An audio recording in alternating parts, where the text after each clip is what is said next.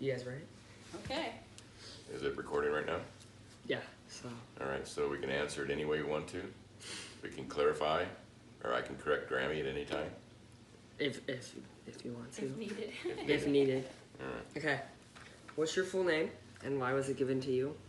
Where were you born? Is that a question for me or Grammy? You go first. Ladies first. Okay. I was born Zale Renee Ritson. I was born in Woodland, California. And my name Zale came from my dad was a correctional sergeant at the prison in Vacaville, and he was writing a report about a convict named Zane, and my mom was saying, I like the name Gail, I like the name Gail, and he typed Zale instead of Zane, and he said, hey, come here, look at this, I like this name, and that's how they named me. The rest is history. All right, so, get out paper and pencil, because it could be hard to keep track of this, but my birth certificate, I was born to David Bradley and Nancy Leigh, but my name was Donald Chris Weckesser. There you go. Growing up, yes. Growing up. And I was named after a guy in the service that knew my grandparents. And actually we have a set of glasses from him, and that's how I got my name Don, even though who I thought was my dad, Don Weckesser, which I thought was named after, but it wasn't. So I was Don Weckesser until 1984, 85. That's when Chris was born, our firstborn. And I changed my name to, instead of my dad's name, which would have been Bradley, I changed my name to Leigh, which is my mom's maiden name. So that's how I went from Donald C. Weckesser to Donald C. Leigh. There you go. There will be a test later on this. Where were you born? Oh, I was born in Watsonville, California in 1956. What was your family life like growing up? I had a very good childhood. I spent most of the,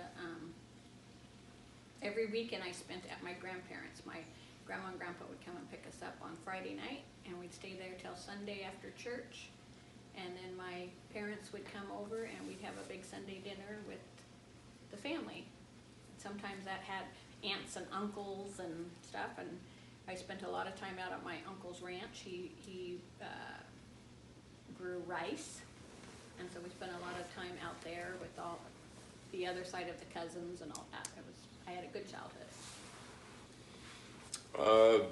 My childhood was a little rough, but you know, my mom, well, as you can tell by the birth certificate and stuff, I was born when she was 16.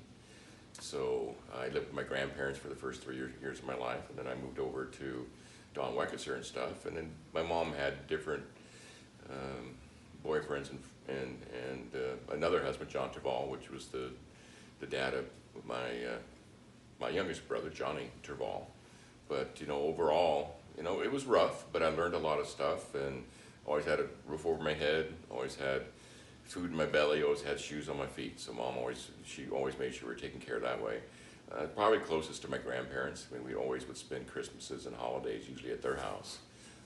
So I mean, it was rough growing up with a single mom and stuff like that. But you know, I can't complain because I was always taken care of. But we struggled. But things got better as we got older, and she got better jobs, got more money, and we were able to, you know, for monetary things, we were able to get better. But overall, I'd say I had a good childhood. What were your grandparents like? So I had, well, it's like I say 2 sets of grandparents, but I had my grandma Buck, and then I had my grandpa Buck. And like I said, I lived with them my first 3 years. Again, my mom got pregnant when she was 16 in high school, so they took care of me because she had to go back to school. My grandpa owned his own trucking company, and then he sold that. He got a refrigerator company, and then he sold that to my real grandpa, which was Otto Leigh, who was my real grandpa. which is my mom's, of course, my mom's dad. And he sold that to Leigh and his son, which was my mom's, of course, brother, Leigh. And they had it was called Leigh's Refrigeration, and they operated that out of Eureka, California. Grandpa then had some other jobs off and on. He did a lot of construction and stuff, and then they got a restaurant off of 152, or 156, 152. You showed us that before. Yeah, called Bell Station. Yeah. And he had that until he had a stroke. And then I went and visited him in the hospital, and then he had 2 or 3 more strokes, and then he was partly incapacitated and lived in a rest home for 13 years, being paralyzed from one side of his body. So the last 13 years he had to, he lived in there in bed. He was bedridden, so it was pretty ugly way to go.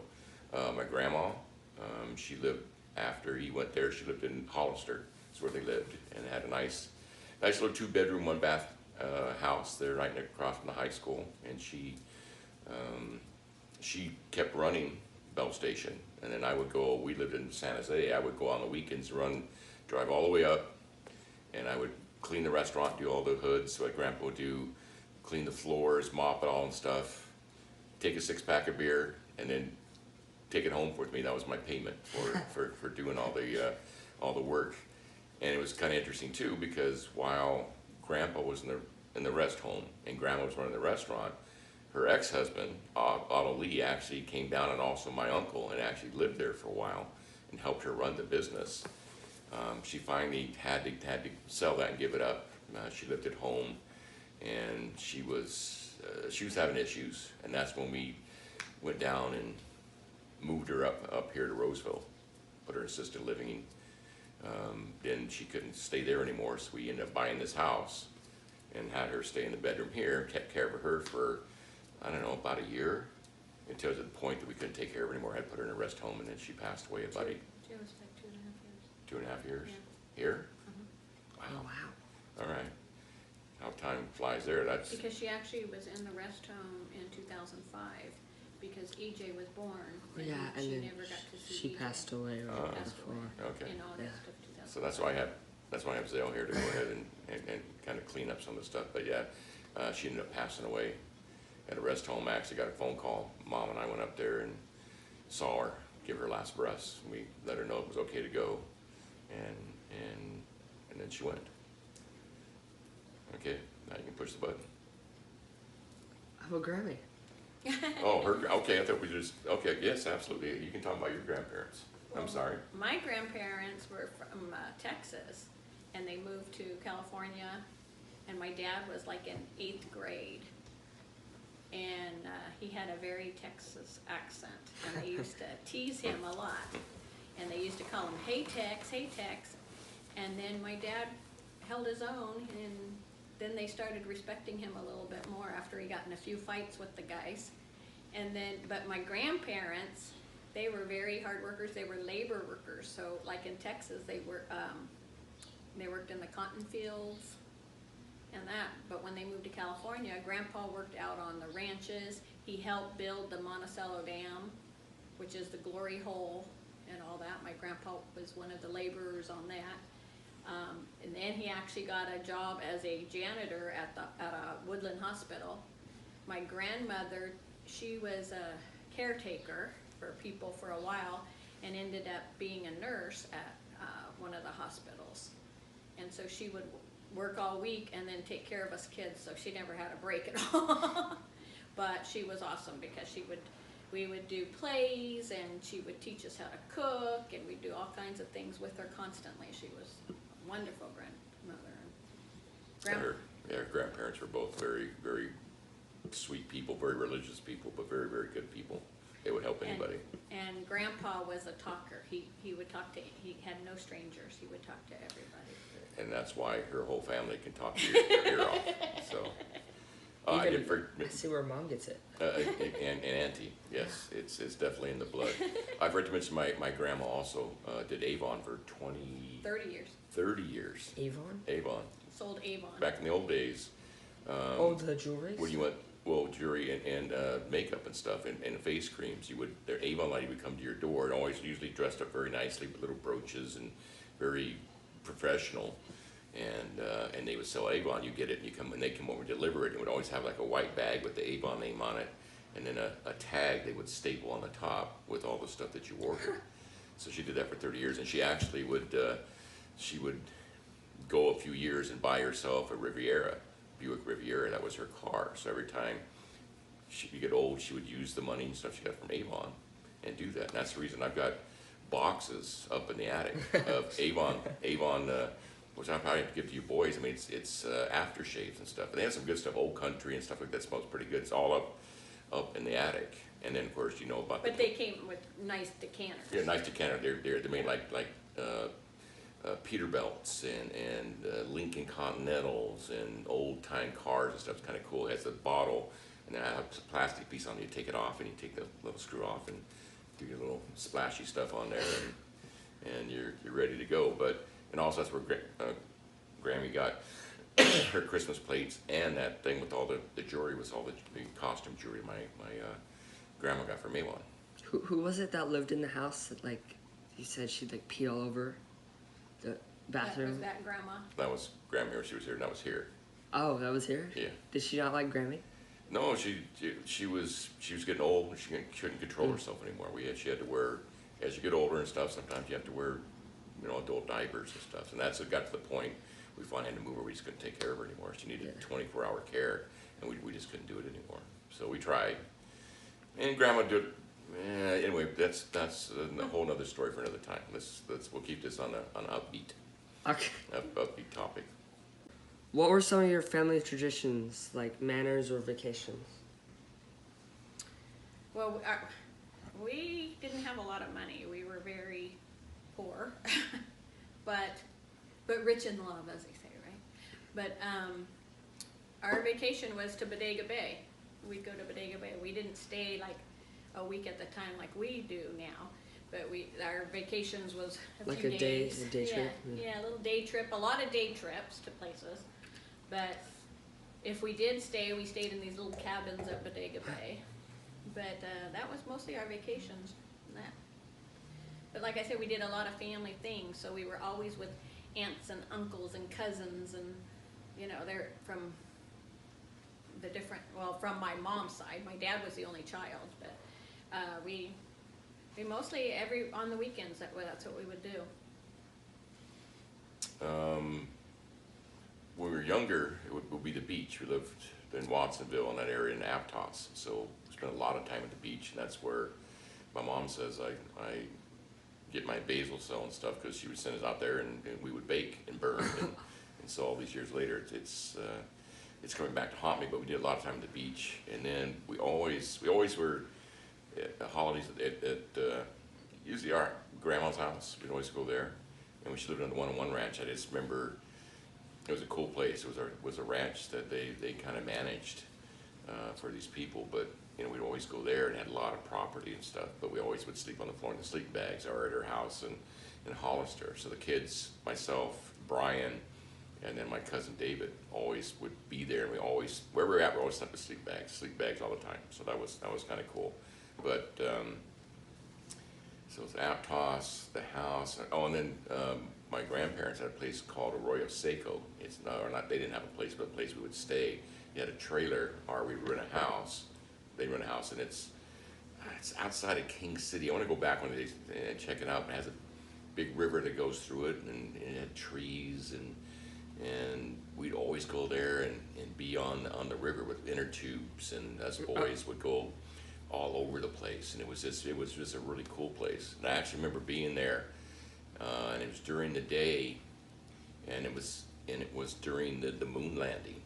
So when we went to the moon, and I remember being on the river, and all these people had the radios on and stuff, and to hear it. It was either the landing or when they took off, but I was there, and you hear it all, and all the people cheering, and all the radios going, because it's quiet. You could hear all the radios going. It was announcing that. That was something that's burned in my memory banks. But Arroyo Seco, I'd like to go back one day to see what it looked like. I used to take Mick there and some other friends, and it was a blast. Yeah, I just gotta figure out where it's at, I remember King City, so, anyway, that was our big thing, but mostly it was at grandma's house for, you know, Christmas and that kind of stuff. But Same thing. Yeah. Same there, we didn't have a lot of money, so it wasn't no big extravagant vacations, it was, Yeah, Family it was more houses of or- the memories and the Yeah. friends. And Christmas time with us, it was always just the aunts and uncles, like Aunt Jenny and Uncle Jack and that, grandparents. One tradition in our family, on our birthdays, my grandma would always, you got to pick what you wanted for your birthday as far as she would bake. So I always wanted a German chocolate cake, so every birthday I'd have a German chocolate cake. And it wasn't, we never had a party, we never had birthday parties, it was always grandma and grandpa would come over, maybe some of the aunts and uncles, and it was just our family there. And grandma would make the cake, and like for my dad really didn't like cake, but he loved lemon meringue pie, so on his birthday, grandma would make him lemon meringue pie. Well, the rest of us maybe didn't like lemon meringue pie, so she would make a chocolate pie for us.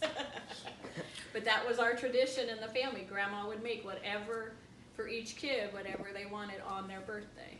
so we mentioned that, my grandma always would make me a chocolate cake, and she made the best chocolate cake. You know, what I remember is she had this crystal cake stand. This crystal came up, make you know, a double chocolate cake, and it had this. I remember it was a steel, or anyway, it was one of those. The dome. A dome one, but it wasn't like shiny. It was all kind of rustic, kind of beat up looking, with a little pink handle on the top of it. I remember that. So they put it on there, and you'd put it on the top. I remember that, but she made the best chocolate cake. When she got older, she made the worst chocolate cake. But I think she forgot something. yeah, Yeah. but man, that was my Love. thing. She always would make that. She made the best chocolate cake. Same thing every birthday. I got me a chocolate cake. What were there any like weird family manners like that you had to follow? Maybe even like religion or whatever. I don't. I could say that kind of old school taught how to, you know, not so much today, but respect women and open the doors and Chivalry. chivalry. Yeah, there you go. Being a gentleman. So that kind of stuff. I do remember Johnny's dad. He didn't like to have your elbows on the table. So Oh, yeah, I he remember that. He put your elbows on the table. Sometimes he would draw blood because he would take his fork and then jam it into your elbow. So pretty quickly you learn not to put your elbows on the table. But I don't know. So that was kind of things that I was raised to treat women and people with respect, or as they say, treat people like you wanted to be treated. Bambi. Yeah, Okay. same thing. My parents were very strict, and grandparents were very strict on how you treated people with respect, and we didn't talk back. We definitely, Yeah. it was like that. And you talk back stuff, you got, it wasn't like go to a timeout chair, you get a butt whooping, so, Yeah. yeah. Okay. What kind of chores did you have? Like feeding the donkeys or whatever? Actually, my day was, we'd feed the pet dinosaur. Wow. So that's how old we are. I don't know, Caveman. never had any, when I was really young with my grandpa, they had some farm, or they're out a place, a ranch or a farm out in Hollister, but really no chores there. I remember cows and stuff. When they had the ranch, they had stuff, but we never had to take care of anything. My chores were do the dishes, make your bed. I guess there could have been some sweeping and stuff, but I just remember always, I was very, very happy when we finally got a dishwasher. So, but always dishes, mow the lawns, you know, just empty the garbage. You know, in our day was. Just regular duties that you should. Yeah. What's that? Just regular duties that like anyone should. Yeah, just regular stuff. And our garbage bags with the old paper brown bags that would go in the garbage cans. We pick those up from the stuff, you know, that plastic stuff we have nowadays. But that's just regular chores. I had to, like I said, do the dishes. We did some of our laundry. Mom did a lot of the laundry, but we had to do some of it. Yeah, we had to work in the yard, though. We had to pull weeds. My dad had a lot of rose bushes and stuff, so we would pull weeds. Where Cheryl and I did most of the work. Sherry and Kim something was always, they weren't feeling well or something, so they got out of it a lot of times, and Cheryl and I did a lot of that. Wow, maybe that's why they turned out the way they did. Yeah. And then I actually cut apricots when I was 5 years old out at my cousin's ranch. I would be up there and the trays of apricots would be so high, and I'd have to stand on lug boxes so I could reach to put the apricots on the trays. But I started very young, cutting apricots in winters.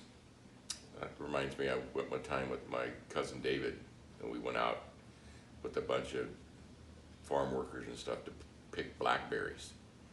And you get 50 cents a box, and we're out there one day, we had blackberry fights, we ate blackberries, we needed to fill up a box. Needless to say, we lasted one day and we got fired. That's, wow. That's like something I would do. Yeah. And actually the guy came up, what happened, these kids came up and they were throwing blackberries at it. It was just me and David pelting each other, but we used an excuse that somebody else had come up and that's what had happened. So it didn't work. We got fired the first day, which is pretty bad. That's pretty sad. For You have to be fired really for picking bad. blackberries, yeah. Wow.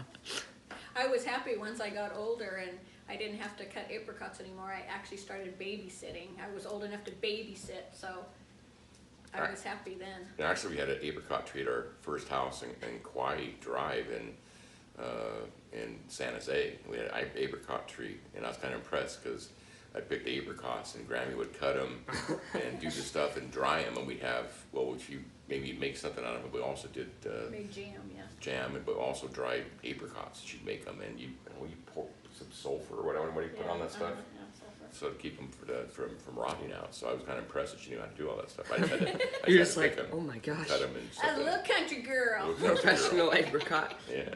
Country girl making jam and Yeah, that was drying kind of cool. apricots. That was kind of a cool little tree. We got a lot of apricots off that tree. I wasn't happy when we first saw it though. I was like, oh, not an apricot tray. Yeah, it's a little- I'm trying to get comfortable here. What'd you do for fun? In free time.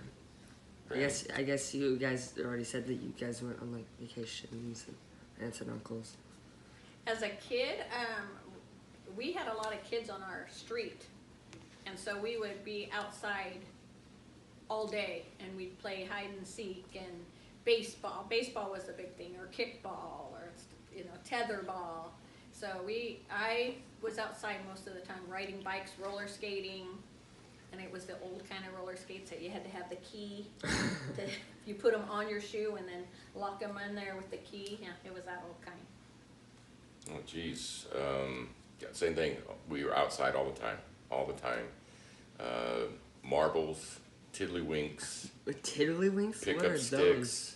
Well, it's little plastic things. You have a little cup, and you have a big piece of brown plastic, and you'd pop them and try to make it inside there. So we'd have games of that. Pick up sticks was another game we would play. How old are you? Tell them how old you are. I'm gonna be 63 this year. So, but Pick up sticks? Is you just like run around and pick up sticks or something? no, it's a I'll have to show you some pictures of both of those. We'll look that up later on some YouTube. But we'd say same thing. Grammy. I loved kickball. It was really good. I had a big leg, so I could really boot the ball real far. Baseball. We would always get our gloves and our bats and the ball, and we'd go out and play catch and hit the ball. A lot of basketball. Take a basketball with us. Go down to the place all the time, or any park or something, and shoot baskets. But the biggest thing when I was younger is we all had stingrays. So The animal? no, so A bike. Like, oh my gosh, that's awesome. there were Swin stingrays. Not to show you those, I guess too. But it's a just two-wheel bike. Either you had a seat or you had a banana seat with a sissy bar on it, and are just kind of like the little dirt bikes now, but not the same. But we would go out, get up in the morning, and we were latchkey kids because mom worked, and if my boyfriend or stepdad was there, they would work. So we would just get up and go. We go all day, and we just had to. Some people say he had to be back by the time the street lights turned on. Well, we had to be back in time by I don't know, it was 6 or something. Yeah, but we that's would take off and ride our bikes everywhere. Go down in the creeks. We found um, I'll call them tunnels, but they were big black, or I should say black dark, uh, cement structures down in the creek. You go in and go under these overpasses and stuff, so you go way down in them, and they're pitch black, and you walk all the way through, come out the different side over in a different part of the city. So, Ew, I wouldn't do that. That's awesome. but we go out, you know, looking for snakes, looking for lizards, and you just go out and just mess around all day.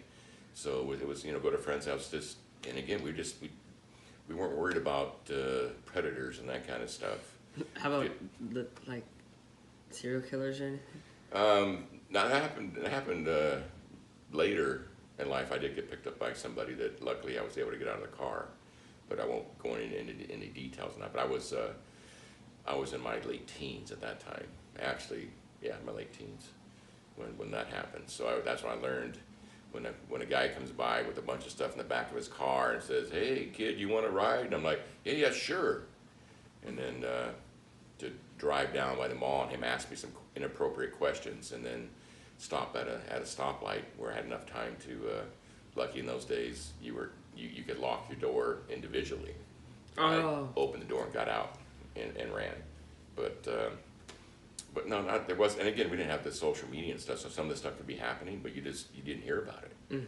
So it's not like today where, you know, every 5 minutes somebody reports on something, so you know what everybody's doing at all times. Back then, I mean, we could take 3-hour car drives and be completely cut off from the world, and it was okay. We lived, and actually it was better because you spent a lot of family time doing, you know, 2,101 bottles, whatever it is, bottles of beer on the wall, and our singing.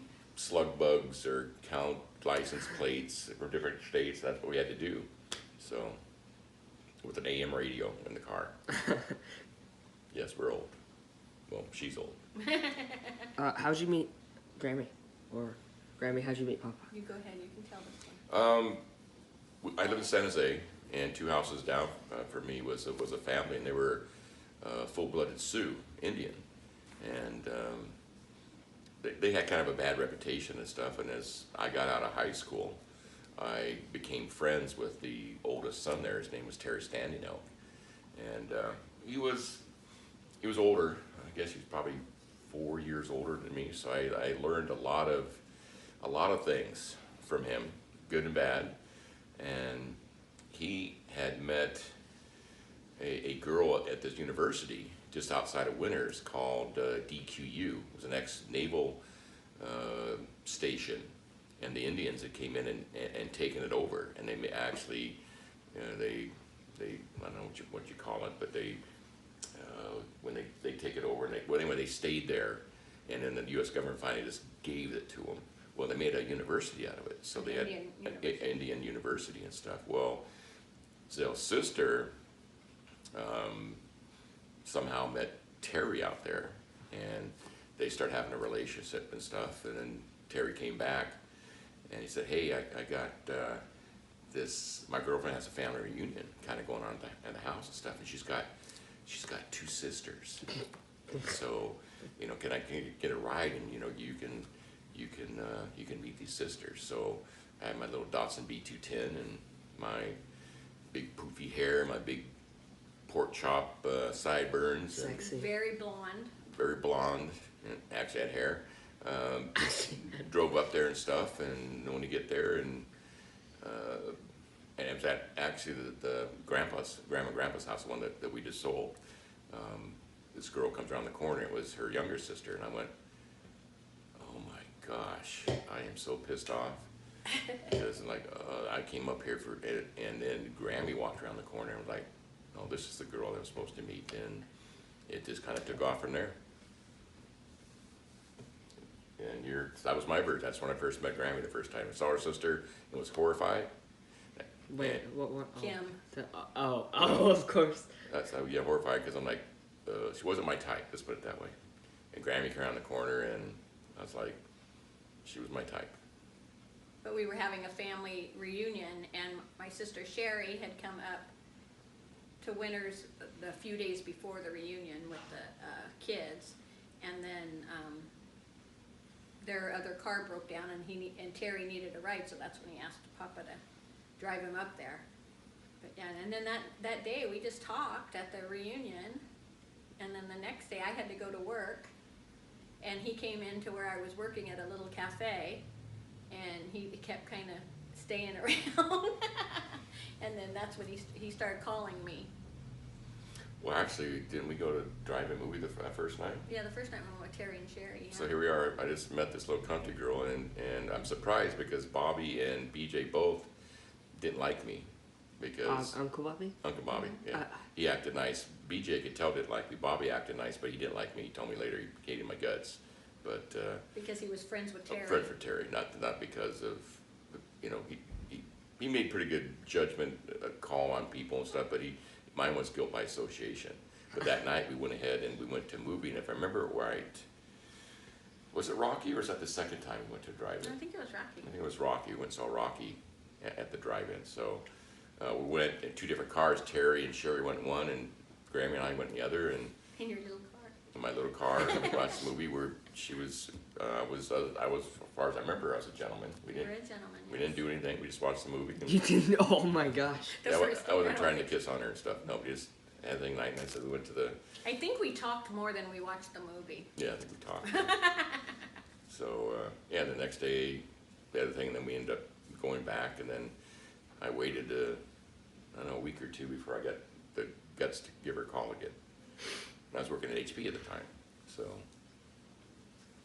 So there you he'd go. drive up every weekend to see me. After she finally decided that I called up and she actually seemed interested. I drove up there every Friday. I get right after work, get in my car, drive up there to see her.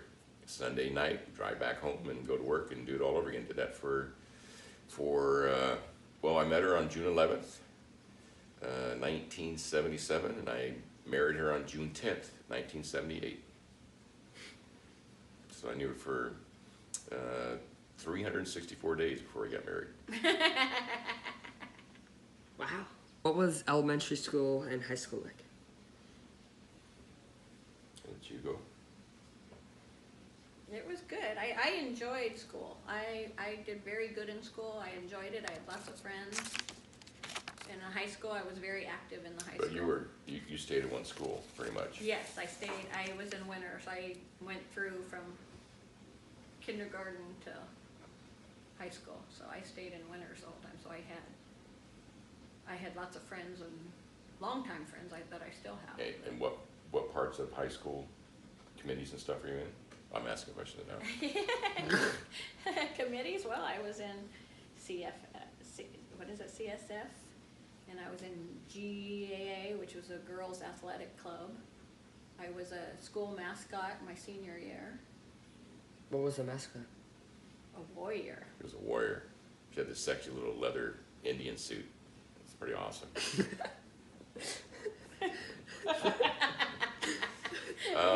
My schooling was a little bit different because, again, single mom, we bounced all over the place. So I went to many different schools. The ones I remember the most was Adlai Stevenson, and I was there probably, I don't know, 3 or 4 years. I didn't miss a year because I was, back in my day, you didn't have ADHD and all that stuff diagnosed and pills they would give you. I was a little my thing, they call me hyperactive. So I got a lot of trouble, and at 10 years old, my mom couldn't take it anymore, and she gave me the boot. And I went up and lived with my uncle and my aunt, so Uncle Irv, Aunt Geneva, and my cousin David. I went up there for a year. I lived up there and went to school there in Eureka. I had a lot of good times there, so I learned how to fish, and they were very outdoorsy. So we'd go camping, we'd go fishing, we'd go places all the time. It was kind of cool. I remember driving up in his Ford pickup with a camper shell in the back with 2 wooden chairs. We would sit in the back of the truck, just 2 chairs, and they would be up in the front, and they had a little slide window. They could keep an eye on us and stuff. But we would just sit in that and go, and that's where I learned to fish and stuff. And it was interesting to live there. But I came back. I did go to junior high in Critton, so I made it both years through that. And then I went to Mountain View High School and I played football there my freshman and sophomore year. And then my mom and her husband, John Terval, which is the dad of my youngest brother, Johnny, we finally got our first house in San Jose in 1972.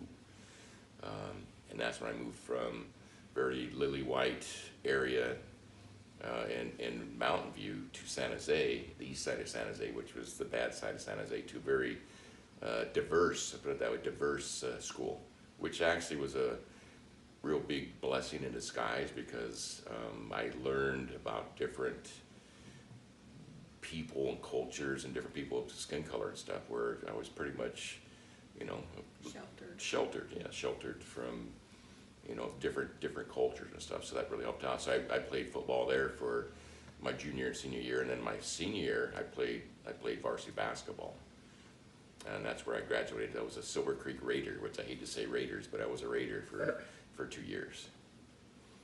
No college for me. I think I took 2 classes that I went to half the time and dropped out. So I never went to college. I did get a letter from San Jose City, which was a junior college, trying to get me to play football. But my thing was I was a 165-pound, 6'4" guy that they wanted me to play tackle, and it was, you know, I was tall, but I wasn't big, not knowing that they probably going to beat me up. But we didn't have a lot of money either to do that, so it just didn't pan out, and I ended up getting a job and getting to HP, and the rest is history from there. But that was my schooling. Now Grammy did a JC until I met her, and then she had to drop out because I stole her and took her back to San Jose. I actually took college classes in high school, and then I was going to college for early childhood development to become a teacher. But then I got sick the one semester. Oh, that's right. Yeah, we both got really sick. Yeah, we both had a really bad flu and stuff, and I got sick, and I missed too many days, so that semester was gone. And then that's when we decided to get married and moved to San Jose. Actually, I remember she was sick as a dog. I was sick with a dog, but I was at home by myself, and they told me to come up, so I drove up with, I don't know, probably about 102 fever with a jacket on because I'm shivering and stuff, and I drove all the way up, and they set us up in twin beds in her room, and they took care of us. We were down for at least a week. Yeah, we were really sick. Whatever, that's why bad. I had to drop out of that semester of school because I missed too many days. And what was the school's name? Solano College. Solano College, that's right. So that's our schooling. School of Hard Knocks. So I actually have only like a year of college.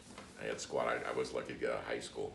So improvising here, but were you guys ever like robbed or mugged or anything like that? Like scary, right? Anything?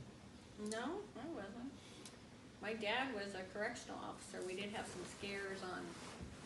you talking about remember the prisoner that came to your house? Yeah, that's the only time that I can remember anything. Were you gonna scary like tell them about it? Yeah,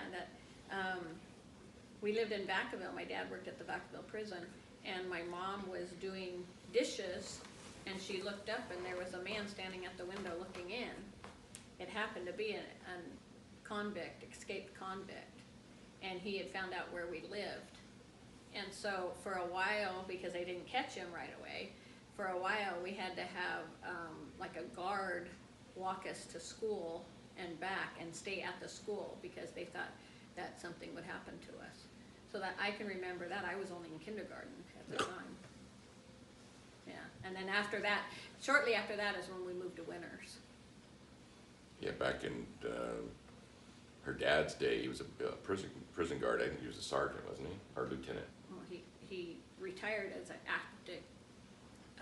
acting captain, but he was a lieutenant acting captain when he retired. But in those days, prisoners and stuff wasn't like now. They get coddled and everything there like they do now. And back in those days, you got out of line. Well, you can ass whooping. That's what happened. They would shine their boots on you, and you would definitely, it wasn't this coddling, touchy-feely stuff. You got out of line. You paid for it. For me, we lived in a apartment building called Sierra View, and we came home one day, and I saw stuff on the floor and stuff like that, and somebody actually broke into the apartment, went through the little teeny bathroom window, went in and it vandalized us and stuff. And I just remember, I think your dad went through the same thing when you guys got robbed there in Lathrop. Yeah. You feel very violated, and you feel very vulnerable, and I remember, kind of like your dad, sleeping, and I think your dad slept downstairs on the couch with a baseball bat for I don't know how long. So, because it's such a horrible feeling to be violated, like somebody's been in your place and threw your stuff, and it's a horrible feeling. It's really a horrible feeling. So that's the only time I've been pretty lucky. I'm trying to think of, never been mugged. Been in the back of a police car one time, but I did get arrested. I have to go to the jail. But as we were teenagers, someplace we shouldn't be, and they had to put us there and check us out first, and I was fine, let me go. And that's when actually Terry Standing Up, they took him away. He had a warrant for his arrest. So sounds like a good guy. yeah, well, he had he was a martial arts guy, so he had the what do you call those sticks with the chain on it? Or nunchucks. Nunchucks. He had nunchucks, and he had been busted on it because they're considered a weapon, and he had a warrant out for his arrest. But he was pretty good at this thing. You do Bruce Lee stuff. Yeah. Well, he got busted for those, and so when they got him, they finally had a warrant. They took him off to jail and let all the rest of us go. So anyway, that's my run-ins with the law. Besides, speeding tickets and that kind of stuff. And we know it's true because when we started dating, Uncle Bobby ran a background check on you, so we knew you Of course he did. we knew you weren't a bad guy. God, I swear. Bobby acted like he liked me. He didn't like me at all. But you know what now? Now he says, you're the brother I never had. So he's my bud. What do you think about my generation? Ooh. Let's not get into politics either. Let's just talk more about children. But I'll Grammy go first because it could be a long conversation. Oh gosh. Well, with me, I think it's a whole different kind of generation, how we grew up, because like we said, we were outside playing all the time. You guys have all the social media, the video games, all the new stuff, where we didn't have that. Or even we can't really play outside as much anymore, Right, outdoors because of the danger. Right, because the way that Well, people and stuff. But again, saying that, it wasn't like there wasn't predators back in our day either, but it just wasn't. It wasn't known. It wasn't known. It just wasn't known because so you could still go do it. I don't know. Yes, but as a parent, I wouldn't let you do it because I don't want nothing to happen to you. So our days, not that they didn't want to, but you didn't worry about it because you didn't know about it. You didn't hear about it. So there a lot of stuff going on. You just didn't know about it. It wasn't widespread. Mm-hmm. But I think your generation has a lot of hope that to make some changes in the world, to make the world better. I think that you guys are more educated, a lot more educated than what we were as kids. Core. That you guys know, no, not just not as far as reading, writing. Yeah. I mean, you guys are more educated on the world around you. Politics. On things. Politics and Well, just. everything's at your fingertips. Yeah. If you wanted to know something, you had to go to a library. You had to rip off the encyclopedias. Yeah, we had encyclopedias. Now it's like, Siri, tell me what and you just. I was kidding, Siri. 'Cause I don't want to talk to you. But I think you guys, it's better for you. But as far as other aspects, as far as peer pressure, drugs, that kind of stuff. I mean, there was drugs around when I was in high school and stuff, but you weren't pressured into it, or even like the bullies. You had your bullies, but it wasn't like it is now. And I think that's the difference. I think it's harder to be a kid now in some ways than it was when we were growing up. We were more carefree. We were more carefree kids than what you guys are now. You guys are more. You guys have to be more structured and Worried and alert. Alert, right? And I think that's a big difference. I think you guys suck, man. No. Like Grammy said, it's when you're growing up and you go through your life and you don't have certain things, and then when you become an adult and you become a mom and a dad, you want your kids to have what you didn't have. So for Chris and Vanessa, we went out of our way to make sure, and there's two-edged sword. We learned, and we are the people we are because of how we were brought up and what things we didn't have. So we respect things more, I think, and more thankful for things and that type of stuff. It had a chance to, chores and things that, not that we had, we weren't out there slopping the hogs and, feeding the chickens and stuff, but I mean, we learned some values there that I think the new generation doesn't, because they don't have to do that stuff. So yeah. Chris and Vanessa, learned some, but we made sure that their life was better than ours. Well, now they're parents, and now you're the kids, and it's kind of the same thing. You get stuff and have stuff, and sometimes it gets to the point that you're not appreciative. You get some, oh great, here's another toy. Where us it's like, we got one big toy a year.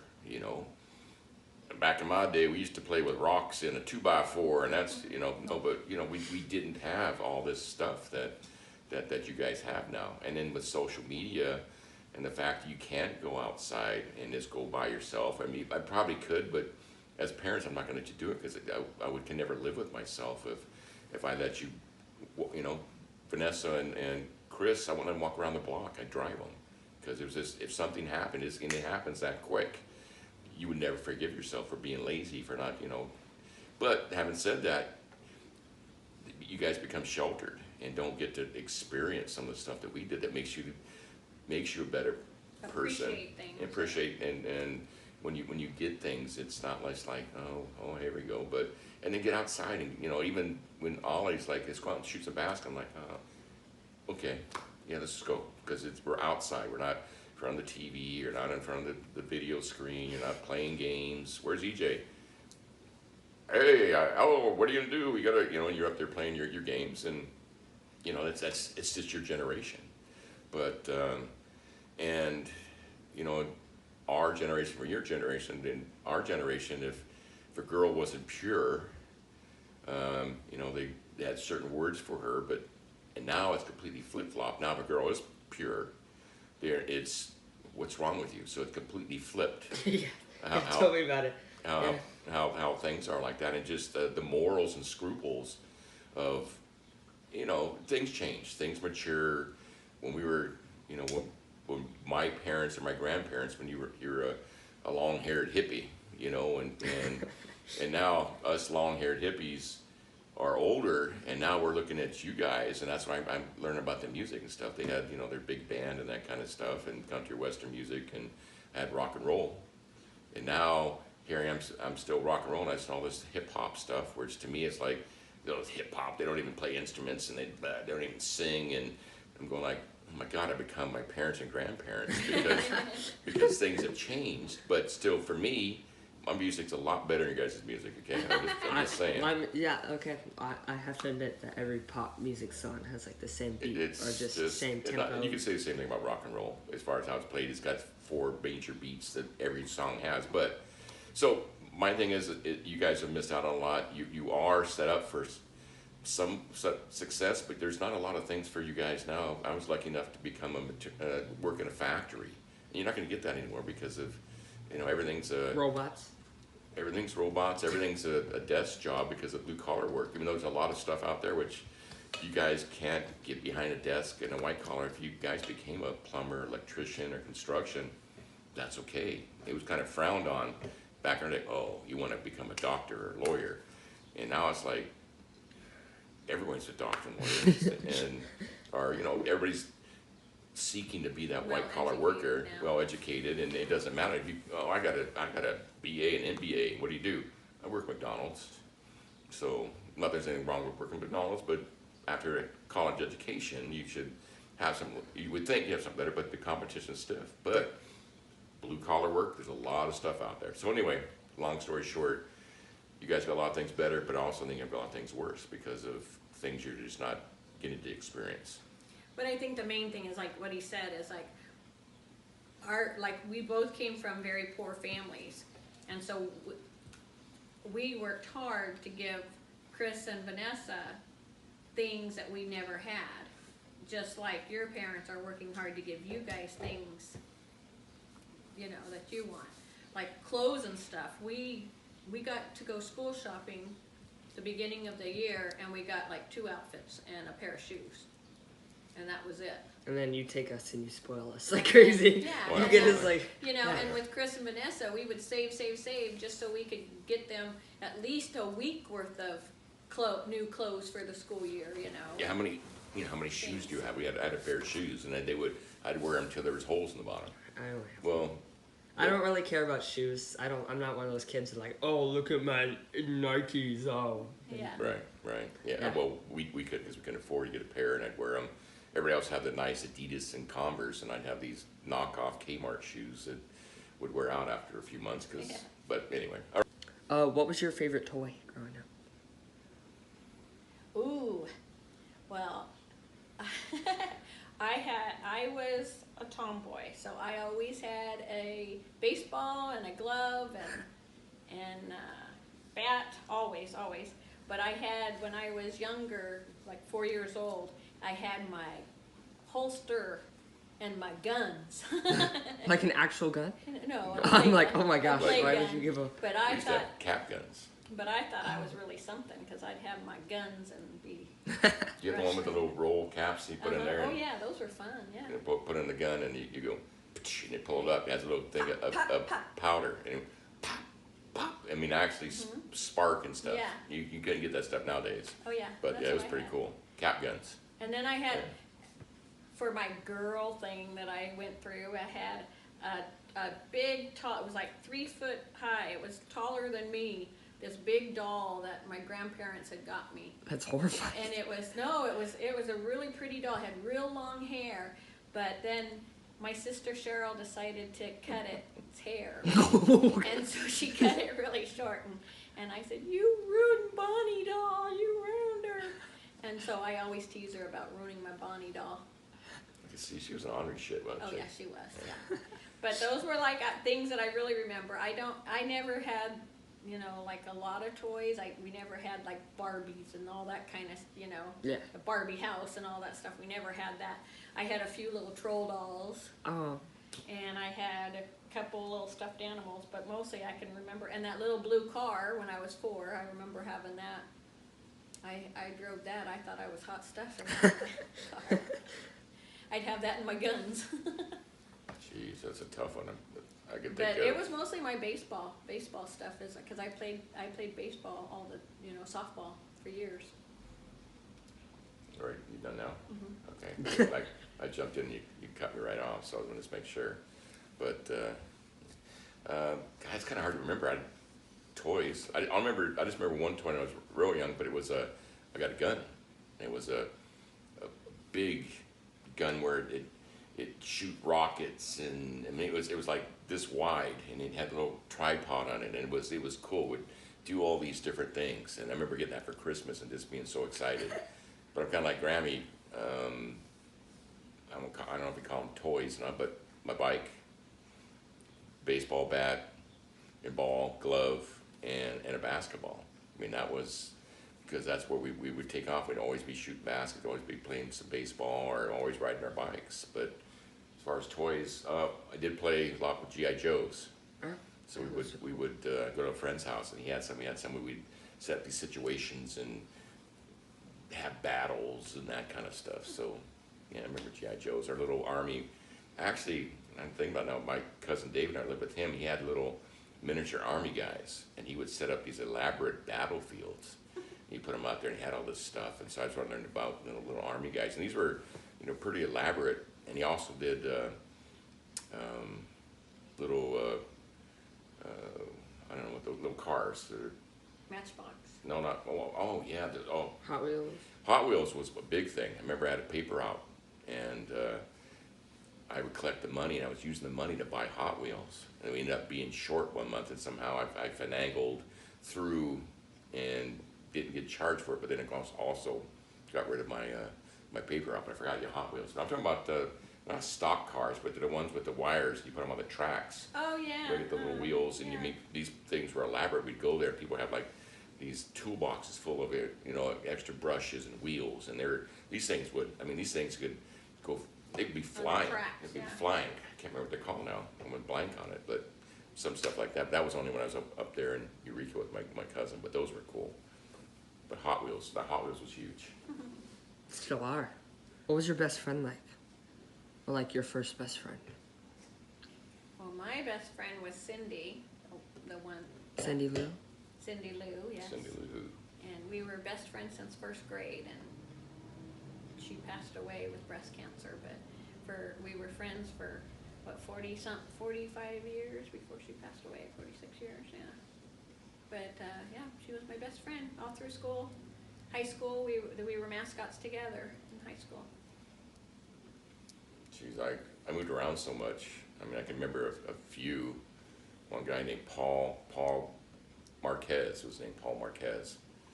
And then later on, back in my day, again, a lot of families would change their names so they didn't show their ethnicity. So, What does that mean? well, his name really was Paul Martinez. So they had some Spanish or Portuguese or some kind of background, but they didn't want people to know. A lot of people came over from Ireland and stuff. They would change their names so it sounded more American. So he went Marquez, and then he turned it back to Martinez with to say, hey, I'm whatever was Spanish, Mexican, Portuguese. So I had him as a good friend, and I had some people at an apartment. Remember Randy and Dana were two brothers. Remember them, but you know, until I got into high school, and that's where I met Don Riddell and Mick Taylor first, and then Don Riddell. And so I'm still with them. You know, I still hang out with them today. But those are you know, that's why I say when you kids, oh, they so and this. You know what? All those people you meet and go through, you learn stuff from, and you'll have some relationship. But I can guarantee you, as you get out, you might have one, maybe two, that you're still close to or actually keep in touch with. Everybody else is going to be. So Right, like me, I have Aunt Lori. And Aunt Lori and Cindy. Yeah, I have Lori Mick and Cindy were my friends. and Don, and that's it. Out of all those kids, hundreds of kids, he's got two. So that's sometimes when you go, oh my God, so and so. You know what? You're gonna have more friends. You're gonna get more friends when you go to college. You're gonna have more friends when you get a job, or you know, friends are your wife's friends. So it'll all be ever changing.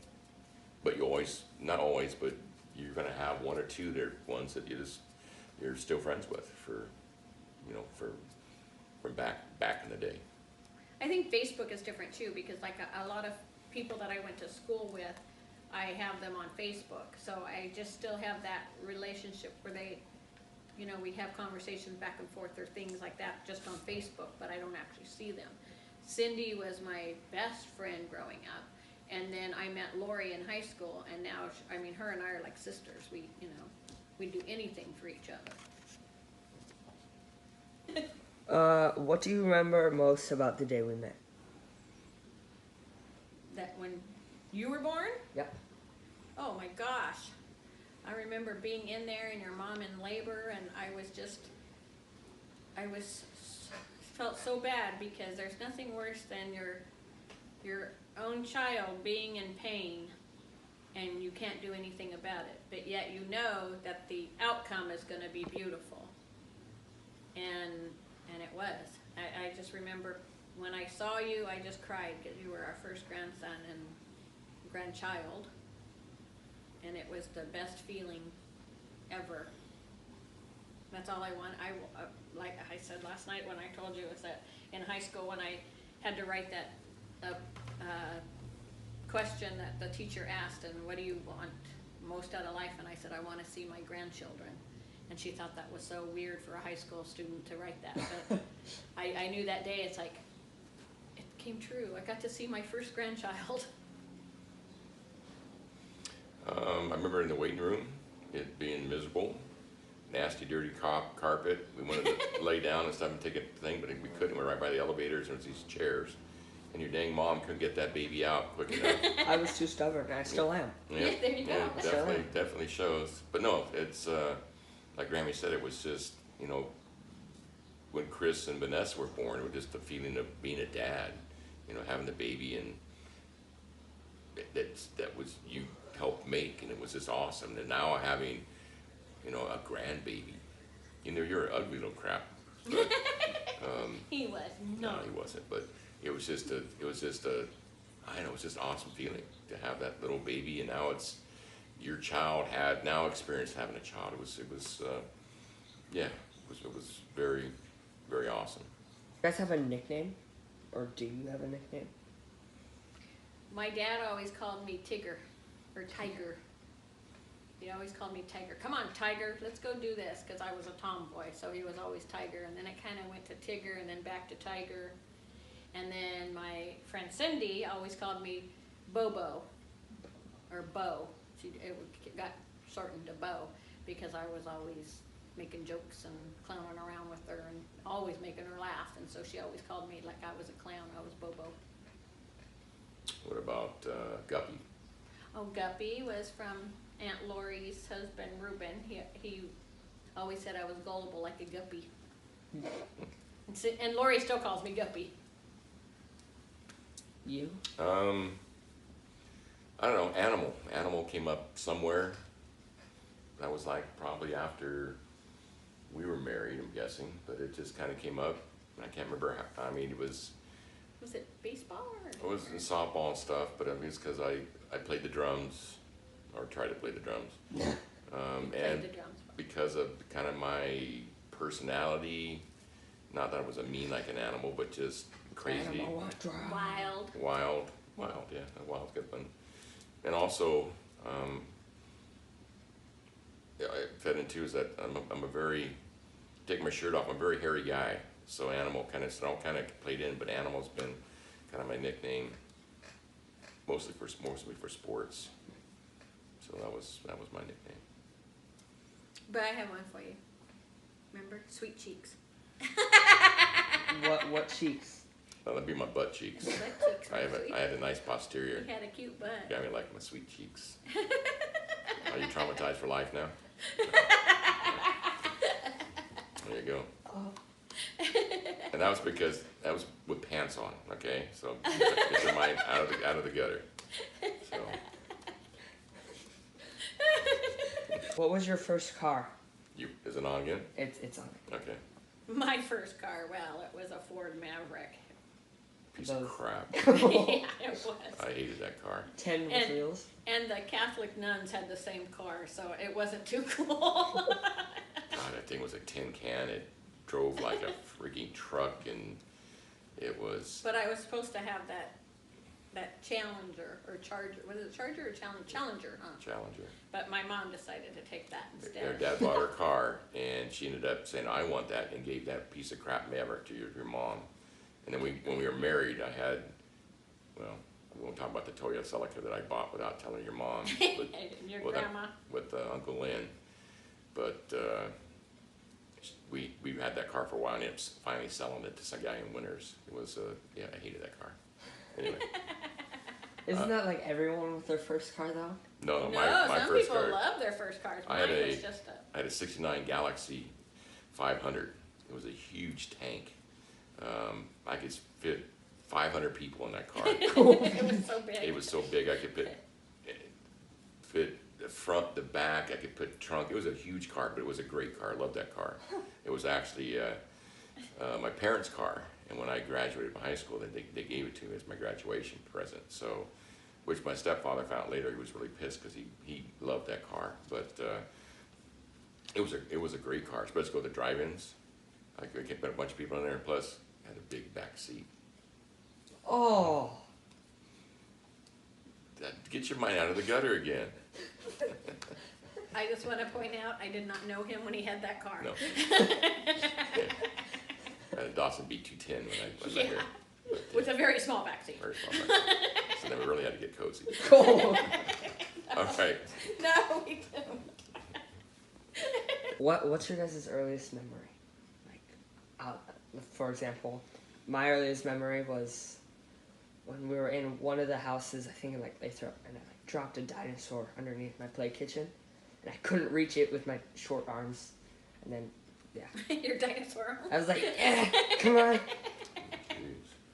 Well, mine, I think I can remember I had to have been like 3 years old and being with my Uncle Buddy, and on his shoulders, we went to visit them, and I was on his shoulders, and we're walking the property, and we see that he had a pet deer, and I can remember him getting me off his shoulders, and we were petting the deer and stuff. And a deer? And it was a baby deer, a fawn, and my Aunt Jenny said, I can't believe that you remember that, because you had to been 3 or 4, because he passed away when I was I was probably 5 years old when he passed away. So, but I can remember that then, and I can also remember just other little things here and there. And before we moved to Winters, we moved to Winters when I was 5, but I can remember things. Actually, Uncle Bobby and I were talking about this, some of the things when we were visiting him, and he said, do you remember? And I'm like, oh yeah, I do. I remember that house and how it was set up and things like that. So I had to have been, 3 or 4 to remember that kind of stuff. A short intermission, but the question was... I think we were done with whatever it was. No, you hadn't answered. What was your earliest memory? Oh, so what I think my earliest memory is, but it might be because I've heard about it before and I've seen a picture, but it was taking a bath with my grandpa. So what would happen is that he would come home in his truck, his pickup truck. When he came home, the cows knew that he was coming home, and they would moo and stuff, but I would always... He'd come home and get in the bathtub, and they'd stick me in the bathtub, and I'd be in there, and then Grandma would be out cooking dinner or whatever, and Grandma, come get this damn kid out of the tub so I can finish getting clean. But I'm thinking that might just because I've been told the story.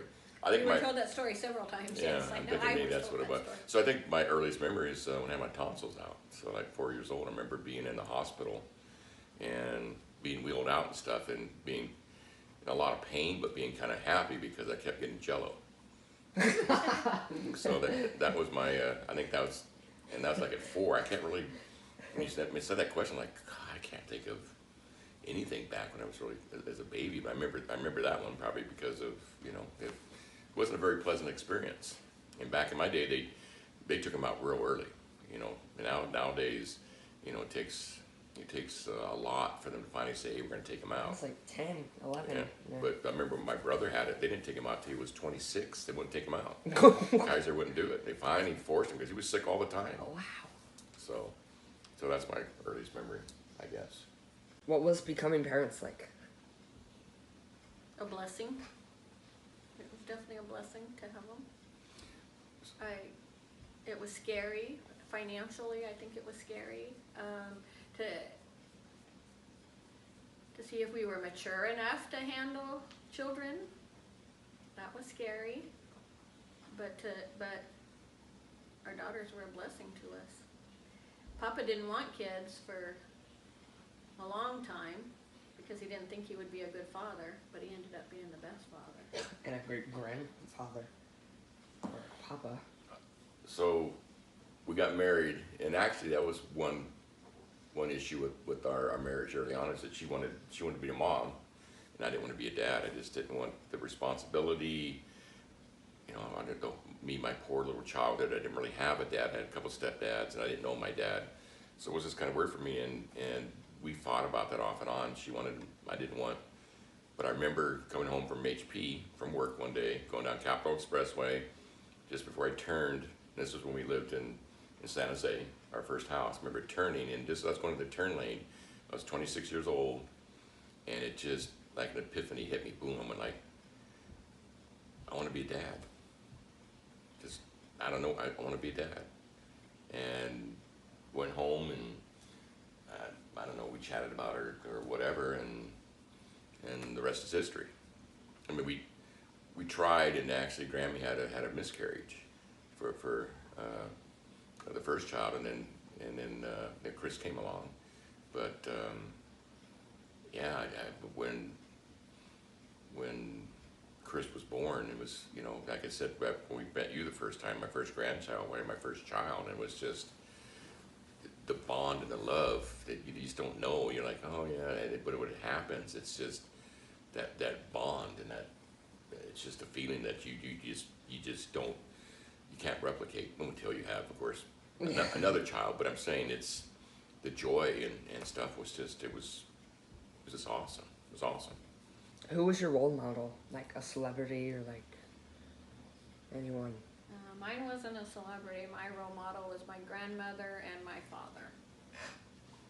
My grandmother was just the most awesome mother and grandmother, and my father was just, I just have so much respect for him. He's my hero. He was definitely my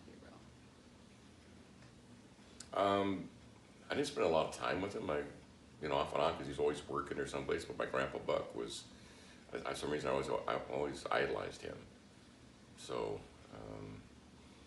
and probably he wasn't the best role model, but he was my grandpa Buck, and there was something about him. He was just a cool dude, and you know, it's not my blood. My real grandpa was Grandpa Leigh, but it was Grandpa Buck.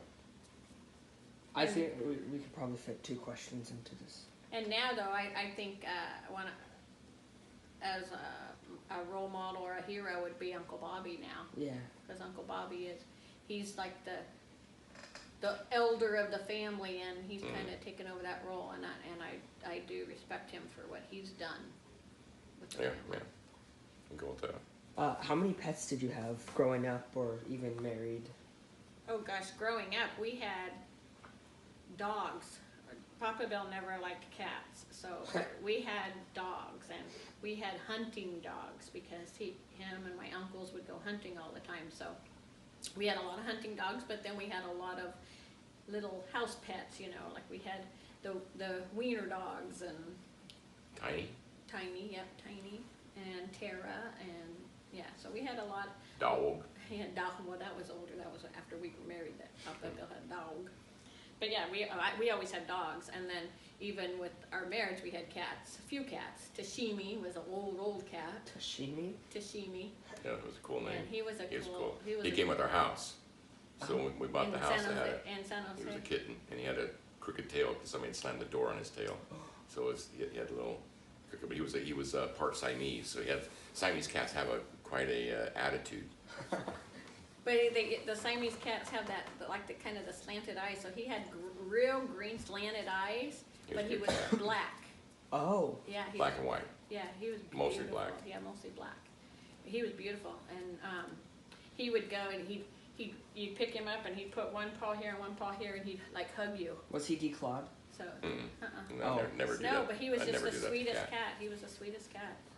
But then, yeah, we've had a few cats, but mostly the dogs. Our favorite dog was probably Biff. Biff, yeah. Mom talks about Biff all the Yeah, time. Sharpay. That was probably our favorite. They didn't make it 5 years, so. That's. But she was very protective over the girls and the daycare kids outside. Oh, it was. I thought it was a guy. No, it was a girl. Buffina.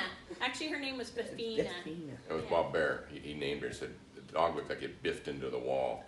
That's like, dude, that's a great name, Biff. I like that name. That's And so, but since it was a girl, that's what Chris was the one that named her Buffina. Buffina. But we just called her Biff, yeah. For me growing up, I can't remember my grandparents having any animal dogs or anything. My mom and them, none. I finally, when we were in, I guess it would be San Jose. Yeah, maybe San Jose. I finally got some. I started having cats. I started having some cats. We had one dog. We were growing up, but it pooped in the house, and then John Terval beat the poor thing and spit up blood, and the next day it was gone. So it took a trip someplace, and I think they chucked it out the window someplace. So I was into my dogs, but I had a lot of cats.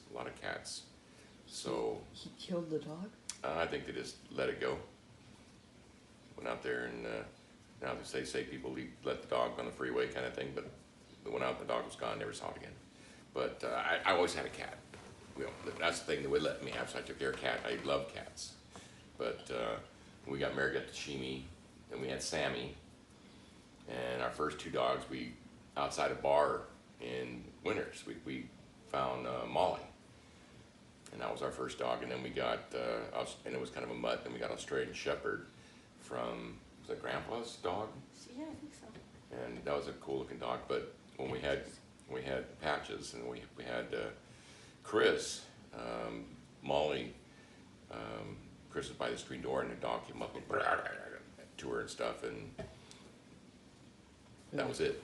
So, and poor Patches, guilt by association, so I took them both to the pound, which I'm not extremely happy about, but it came down to, you know, you always say that your animals and your dogs, but when you have a baby, they definitely take a back seat, and when they threaten your baby, it's not good. So, unfortunately, what was nice after that, we had dogs, and the dogs were raised with the kids. So, Biff and Bailey and Nellie, Nellie girl.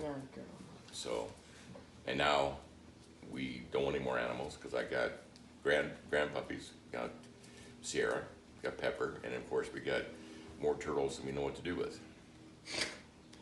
Yeah.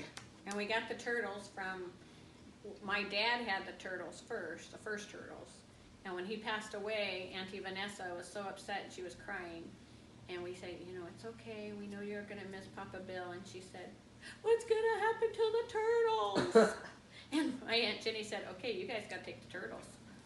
So we ended up taking the turtles, and then Yeah, started off with a little, like Bill had a little dish tub he had in the ground, and I stayed in. I started with that, then I got a plastic pond, and then I added on to the plastic pond, and then I made a pond, and then we moved here, and now we have this pond. now we're the turtle family. And now we're the turtle sanctuary. Anytime somebody finds a turtle on the road, in their pool, wherever, they go, oh, or I'm at ceramics, and somebody goes, go ask him. Hey, I got these turtles, and we don't know what to do with them. Well, here's my address. Why don't you bring them on over? You should have like an ad in the newspaper. Like, No, we have I got too many turtles. how about the one turtle that Mom brought over? Is it doing Yeah, good? it's still in there. Mhm. Yeah.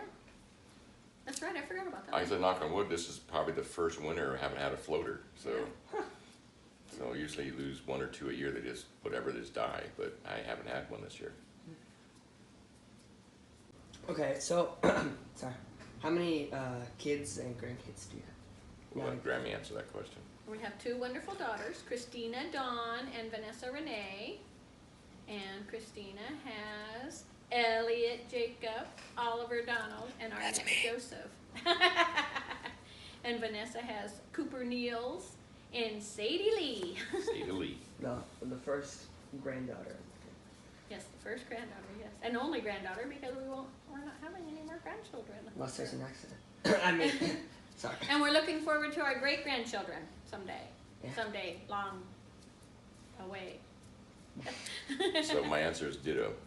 Yeah. What music were you into as a kid or even now? I know your answer, Papa, but you're Mine's the best answer. yeah. Okay. I wasn't into music as a kid. Most of my music was from the church. Religious music is what I heard from my grandparents. High school, it was probably like, I don't know, different Boss Gags, Fleetwood Mac. Beatles. Well, Beatles I heard because of my sisters. And a lot of the music that I know, the rock stuff, is from my sisters when they were in high school because they were older than me and stuff. But I didn't really get into more music until I met Papa.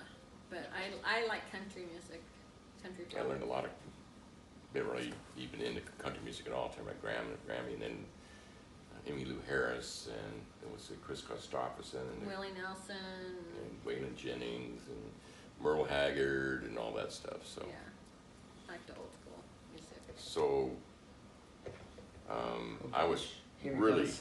really into music. I always had a little AM transistor radio with one little earplug. You put it in, and I would stay up nights.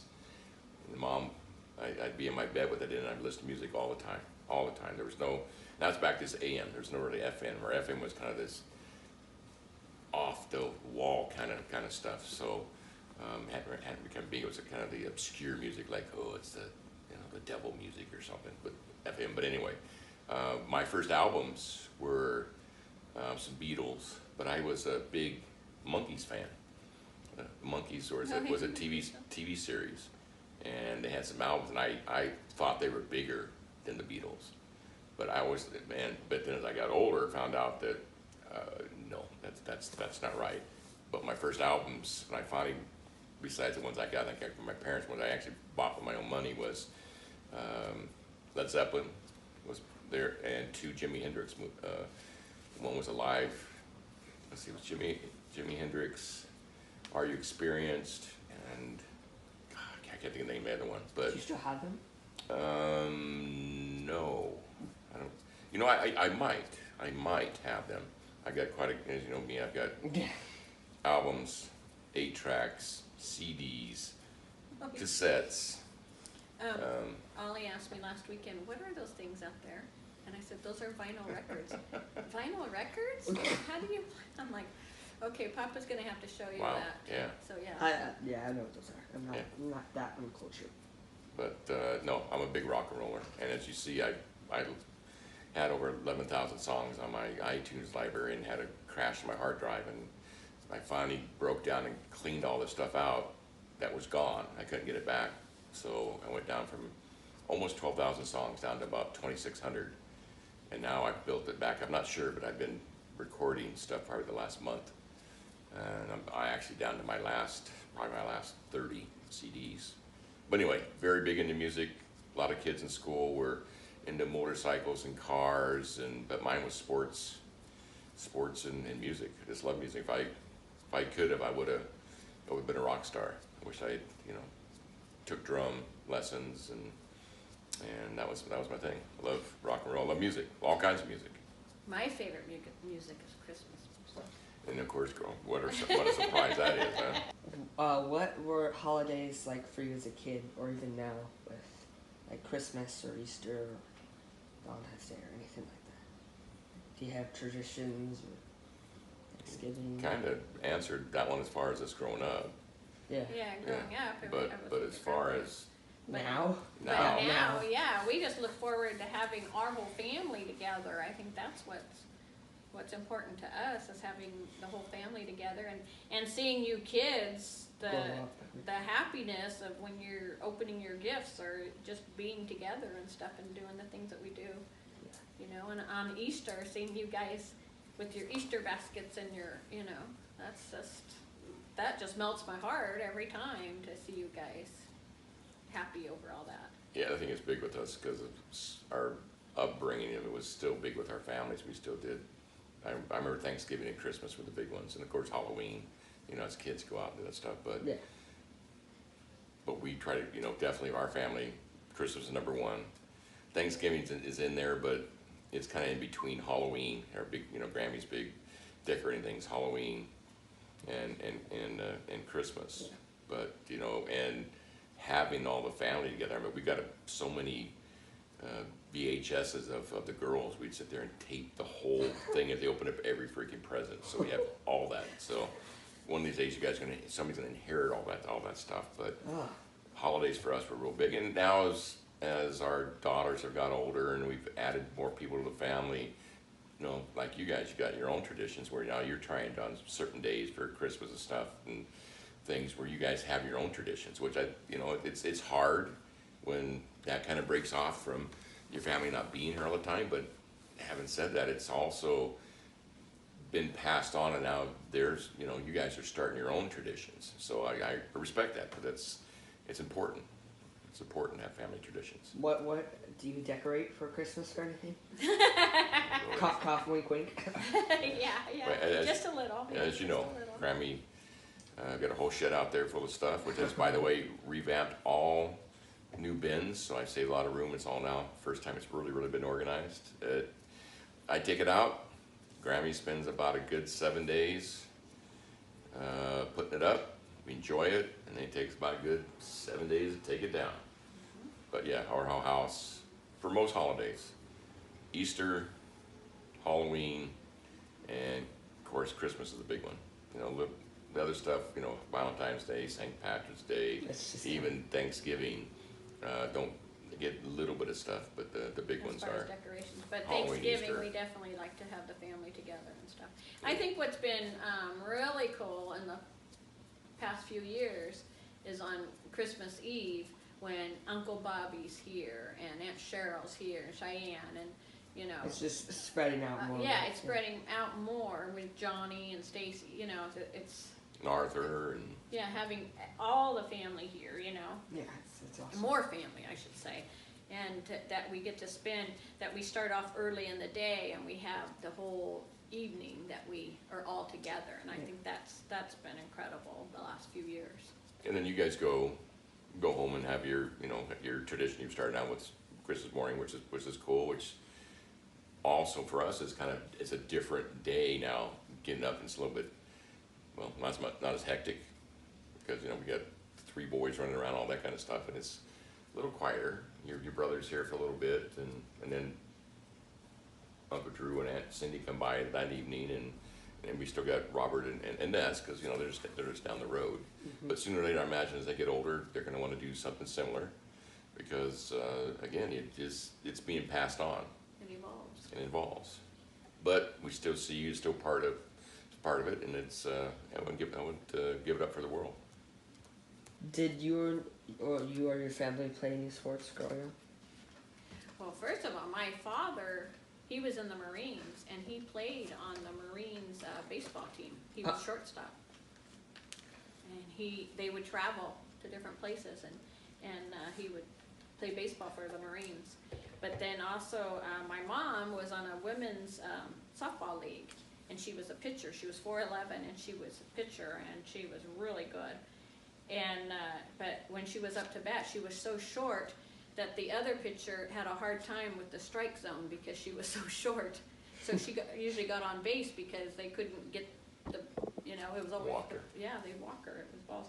But she taught me how to pitch, and I would pitch all the time. My dad bought me one of those pitching net things, so I'd pitch right into it and bounce back to me, and I would be outside hours and hours doing that. And actually, when I was, it was probably like 6th grade, I think. And there was a boy that was like, he was really good in baseball and stuff. And we had PE, and he said, you can't strike me out, you can't back. And so we were playing baseball, and my PE teacher was one of my mom's friends. And he goes, okay, we'll do this. And so I pitched against him, and I struck him out. And all the boys just gave that kid a bad time. But he had bet me his baseball hat. If I struck him out, I could have his baseball hat. I'm like, okay. And so I struck him out, and I got his baseball hat, and I still have that baseball hat. We found it, remember, in that box of stuff? I still have his baseball hat. You took a poor little kid's baseball. That's it. I did. But Mr. Tucker was like, give it to her. That was the bet. But the boys in the class just gave him such a bad time because he thought he was hot stuff, and he was a great baseball player, but I ended up striking him out, and the poor kid. It's just me. As I mentioned, I always playing stuff, but I played, you know, football, basketball. But one thing we did when the girls were born, we got them very actively involved in a lot of different stuff, but found out both our daughters were very athletic. So the girls played softball, volleyball, basketball, soccer. Chris did track her last year in senior. She never told me that. Yeah, she did track. But we spent, how we juggled a job and your job with the daycare, and then making all the games, and then also coaching. We did a lot of splitting things as far as, okay, you go to Nessa's, I'll go to Chris's, you go to Chris's, I'll go to Nessa's. And, you know, I coached him in basketball off and on, did Nessa in softball. Definitely never really understood, but loved watching volleyball. Never just a spectator in soccer, but both our daughters.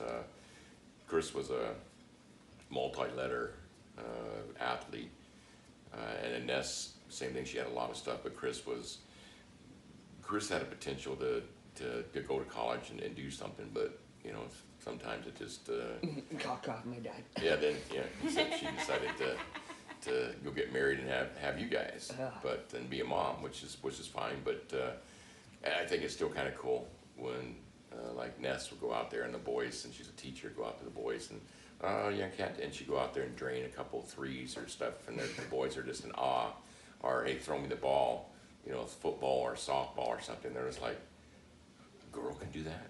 Both my girls, very, very much supported and pushed, and maybe lived a little bit of my sports days trying to make them better, or you know, do certain things because I didn't get to do it, or I wanted to.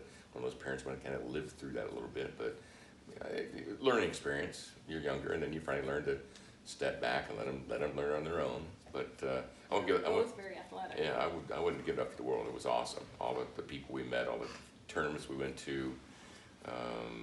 Yeah, it was cool. But again, a lot of heartbreak when your kid doesn't make a team, or they missed the winning free throw, or you know, or didn't get, you know, like I said, didn't make the team. Stuff was sometimes real, or got replaced by somebody who you didn't feel they should be replaced by. And there's all kinds of stuff, like a lot of emotions, but wouldn't give it up for the world.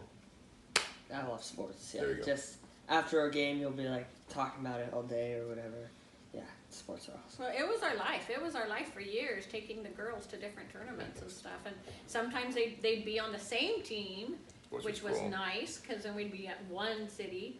Other times we had to split up and go to two different cities and, you know, two different hotels and all that. And it was a crazy time, but I wouldn't have traded it for anything, because it was good for them.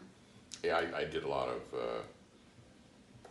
after high school softball and basketball. I played basketball all the way up until I guess it would be my late 20s or late 30s. I had to give it up. That's a dishwasher. Yeah, dishwasher. But had to give it up because the doctor said either you keep playing basketball or you keep playing basketball, you're going to be in a wheelchair. So I had to give it up because of my back. So.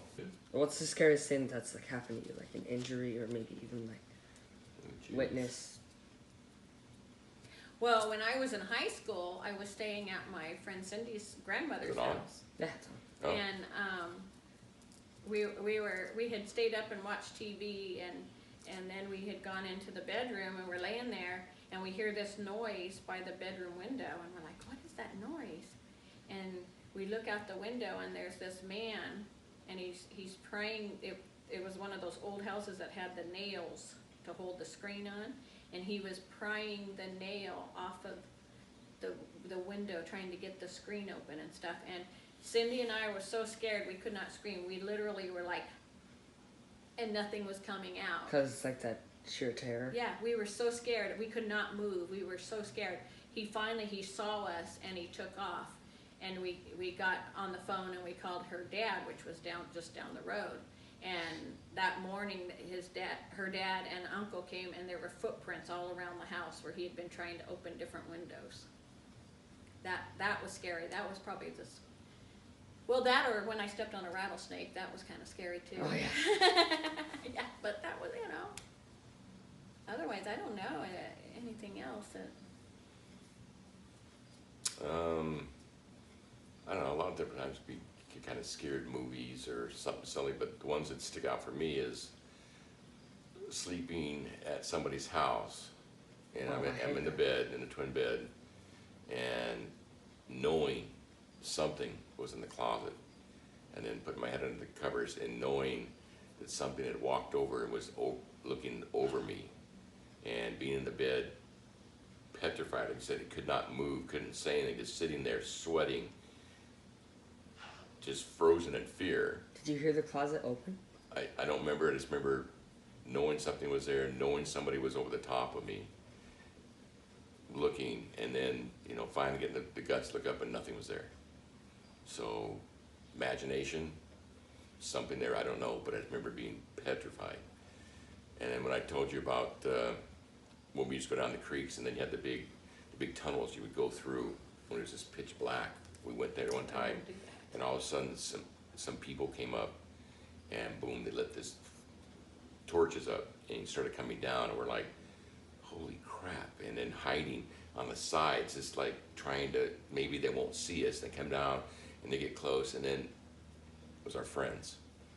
But about ready to piss my pants, and they came up, and they're just like, what are you gonna do? You know, and it was our friends. They were coming down, and so that was okay. But up to that point, you're just petrified. So that's the only thing I think of besides, watching some cool movies where, like I said, you got to experience that sometime. You guys, why do you watch those movies? Because it's a different feeling sometimes. The jump scare or something that's like just gets the juices flowing sometimes, but it's different than something being happy. It's oh man, that was a good one. They scared me good on that one. So it kind of in the old days it'd be like, oh my god, that was so. Now it's like, dang, they did a good job on that one. That one really got me. So I think too. I mean, a different kind of fear, but a thing like when Christina had Arnett, knowing that he was so early. Yeah, that's a different. That's a different kind of fear, but yeah. it's a fear that like, oh, please let him be, okay, and her okay. Yeah, That's a different fear. That was scary stuff there. Yeah. Our little peanut. Yeah. Or I call him the little mister. That's what he was, the little mister. What was your proudest personal achievement? Ooh. In marriage or coming? Well, these got to be my kids. Absolutely. I mean, anything else.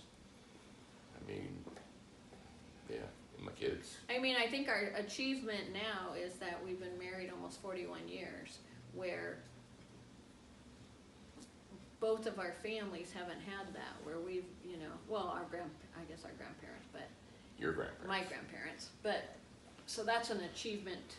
Well, you can. A lifetime achievement that I am very proud of, that we've done that. But our children are definitely our greatest achievement. Yeah, and it's even better grandchildren, because you can send them home. Mm-hmm. Oh gosh. But yeah, I mean, sports or work and stuff like that's kind of superficial. Right. Well, I think your achievement, though, being at HP for almost 40 years, that is an accomplishment. That is incredible. Okay. Yeah.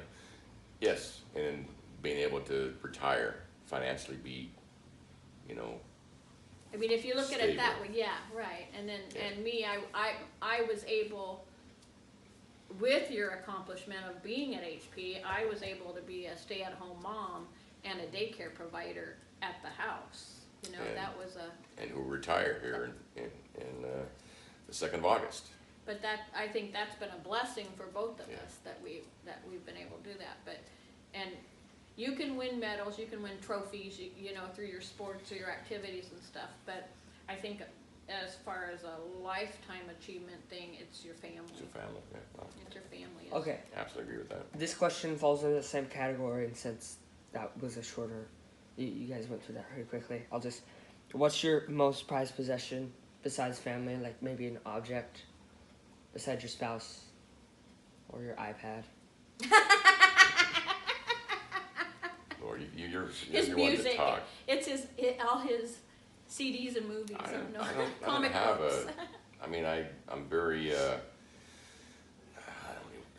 don't even know what the word is, but when I do something, I go overboard. So if I collect movies or books or Obsessed. Okay, I might be a little obsessed. Or the superhero room or my ceramics, but I don't have a prized possession. And then you say you can't use family. I don't.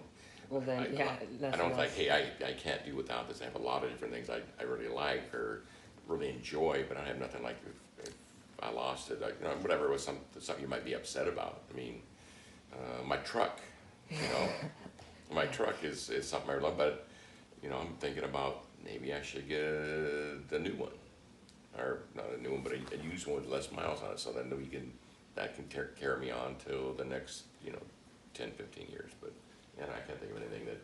I think the only thing I have are things that I got from my grandparents or my dad, you know, that after they passed away that I cherish those certain things, you know. Yeah.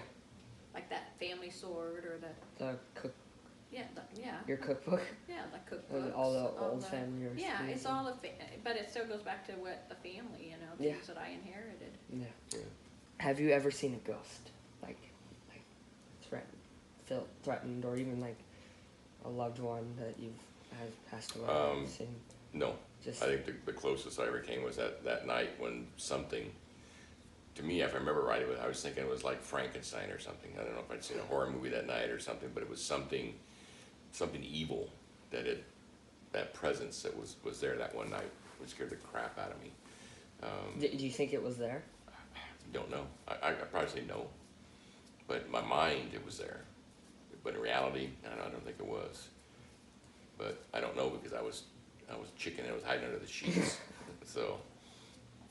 Me, I have a strong presence of things, you know, powers or whatever it is, I don't know, but I can remember being at my grandparents' house, and they were in bed, and Cindy and I were over there, we were spending the night, and something went by us, and I felt the cold breeze, and then I heard this noise in the kitchen, walking around in the kitchen, because it was an older house and it creaked and stuff. And then the breeze went right past us again and went right back into my great-grandmother's room, which she had passed away in that house. And I honestly feel that, and I asked Cindy, did you feel that? Did you? And she was like, no. And I'm like, okay, I did. So I did do that. I do feel presence of my dad, and I swear I've seen my dad, but whether, you know, I don't know. But I do believe in ghosts. I do believe that. What was like your weirdest dream, but it makes sense? Or even like a dream that's like come true or something? Or just a weird dream? Well, I'll do mine. Might be pretty quick because she's the one you scared about. I told you. The witch? She's the witch, yes. So, I have a lot of weird dreams, but the ones of me flying, I get a lot where I can, not like flying, whoosh, but mine's more of I can take off and people are watching it up and just I can jet around. I have that dream quite often, which is actually a pretty cool dream because it just. You feel like you're actually. I'm actually flying and I'm free, and it's rich. It's really cool. The other one I have all the time, which is this scary one where I'm falling off of something. And I wake up because I'm like the edge. I don't like heights. I hate heights, and it gets that feeling when you get it, but to be sleeping and you're right at the edge and you're petrified, and then you just start going over, and I wake up and then grab my iPad. Gotta shake up. But now, in the old days, you try to shake it off and not hope like, hey, I don't want to. One of the dreams you don't want to go back into. But that's mine. It's just silly dreams like that. No. Oh gosh. No. If I have 3 dreams in a row, it will come true, and it always has. It always comes true. I had a dream before I met Papa that this real tall blonde guy got out of this little blue car, and I knew as soon as I saw him that I was going to marry him. And when he drove up that day that we met, this tall blonde guy got out of this car, this little blue car, and I knew that I'm going to marry that guy because I had 3 dreams about it. She had 3 drinks that day. Dreams. 3 drinks about dreams. it. But also before that, even when I was a young kid, I'd have 3 dreams and that would happen, whatever it was. And I've done that through. It's very scary. She goes, I had a dream, and like, okay, first of all, did I die? All right. No. And is this the 3rd dream? So that's the first thing I always ask. Did I die? And is this your 3rd dream? So I know if that'd be scared or not. But my grandmother had the same, she kind of had the intuition of things too. I mean, she knew I was pregnant before I knew I was pregnant. You know, she knew different things about all of us kids. She just had that feeling, and I don't know if she had the dreams about it, but I know she always had the feelings about it and would say it. But I kind of have the same thing. Like I kind of knew when your mom was and your auntie was. I just kind of knew. I think I inherited that from you. 'Cause I have weird dreams, and sometimes they actually come true. Yeah, it's like a power almost. yeah, I don't know. It's I have scary at times. I have some dreams I wish came true, but they never do. You wake up and you're like, Oh, dang it. I'm just still in my own life. I had some really cool life there. Now it's just this life. Dang it. He turns over and looks at me. Oh, Oh, man. jeez. It's not Raquel Welch. Damn. All right. They don't even know who Raquel Welch is. Well, that's because they don't know beautiful babes. okay, this one kind of falls into a category that we've already talked about. But what has been the best part about parenting? Watching your kids grow up, or Watching your kids succeed and do well. You know, nobody wants to see your kids go through hardship, or you got that kid that has issues and lives in your basement for the rest of your life. Yeah. But well, watching your kids succeed and not succeed. So sometimes to see they get knocked down and see do they pick themselves back up, and how do they respond to that? Because it's, again, you don't always win everything, right? I mean, sometimes you lose, and did you learn from it? Are you going to grow from it? And I think that's the thing with the generation now, is it's gotta have, instead of, hey, I don't, but how am I gonna do that, instead of expecting. So I can go back on your generation again, or the millennials with some of the stuff that's going on. But anyway, politics. Well, not politics, but just, kids thinking that they deserve something. They didn't do anything. It's like, well, I deserve that. Well, what'd you do? No, but I want it. So, but what the heck was even the question? I went off on a little tangent I there. know you did. Damn. Wow. Yeah. Well, it has been the best part about parenting. Oh, well, again, I think we answered that a long time. But again, I was saying, watching them succeed, get married, have kids, be successful, Be happy. be happy. I guess. I mean, happy's a that's good what I thing. think you want your children above Yeah. everything else. You want your children to be happy. Yeah. Yeah. And I think, both of our daughters married really good men, and Yes, and stay that way. I mean, we're very fortunate. We're very fortunate because we do know some people that don't have what we have, as far as the kids and the family and the son-in-laws and that. And we're very, very fortunate that. Yeah. What is your saddest memory? We're gonna get a little sadder. My saddest moment was when my father died. That was the worst thing in my entire life, was hearing the news that he had passed away.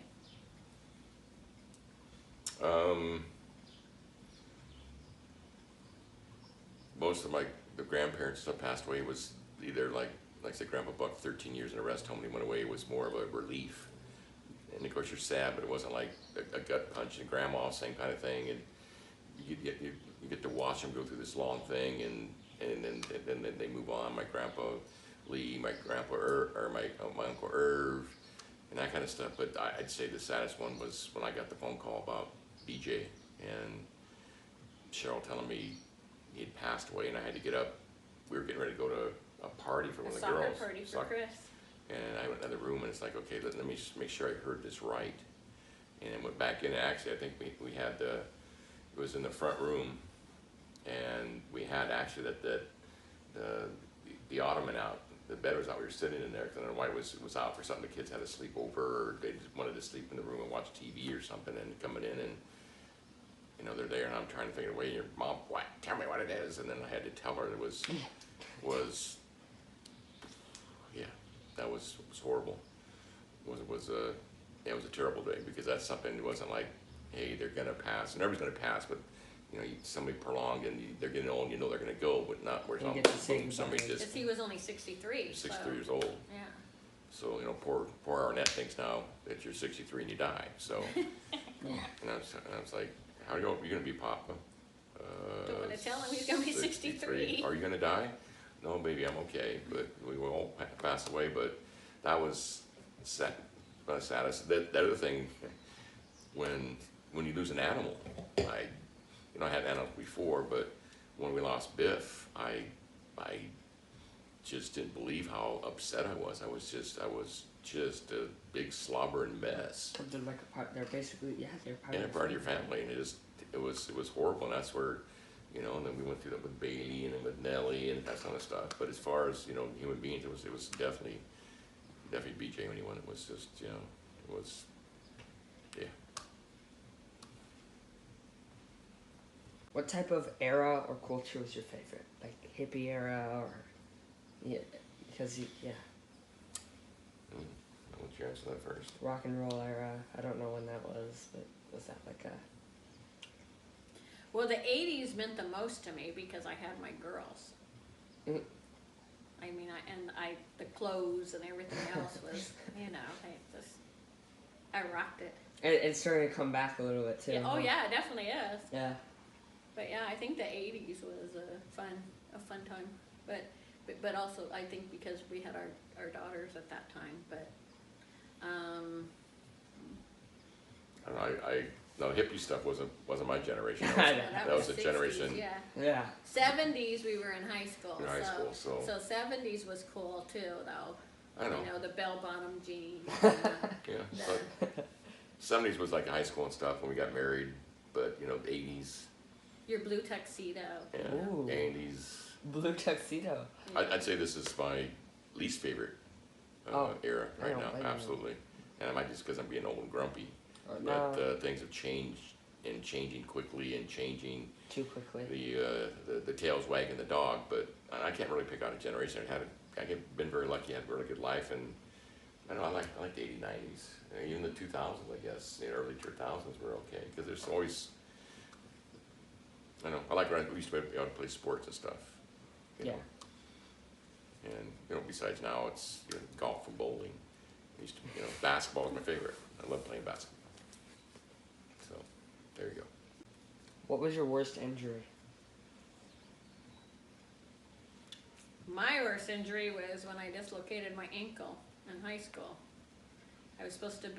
We were going to the tennis championships, and I wanted to do extra practice, and I went out there, and that's when I dislocated my ankle, and I couldn't be in the championships anymore.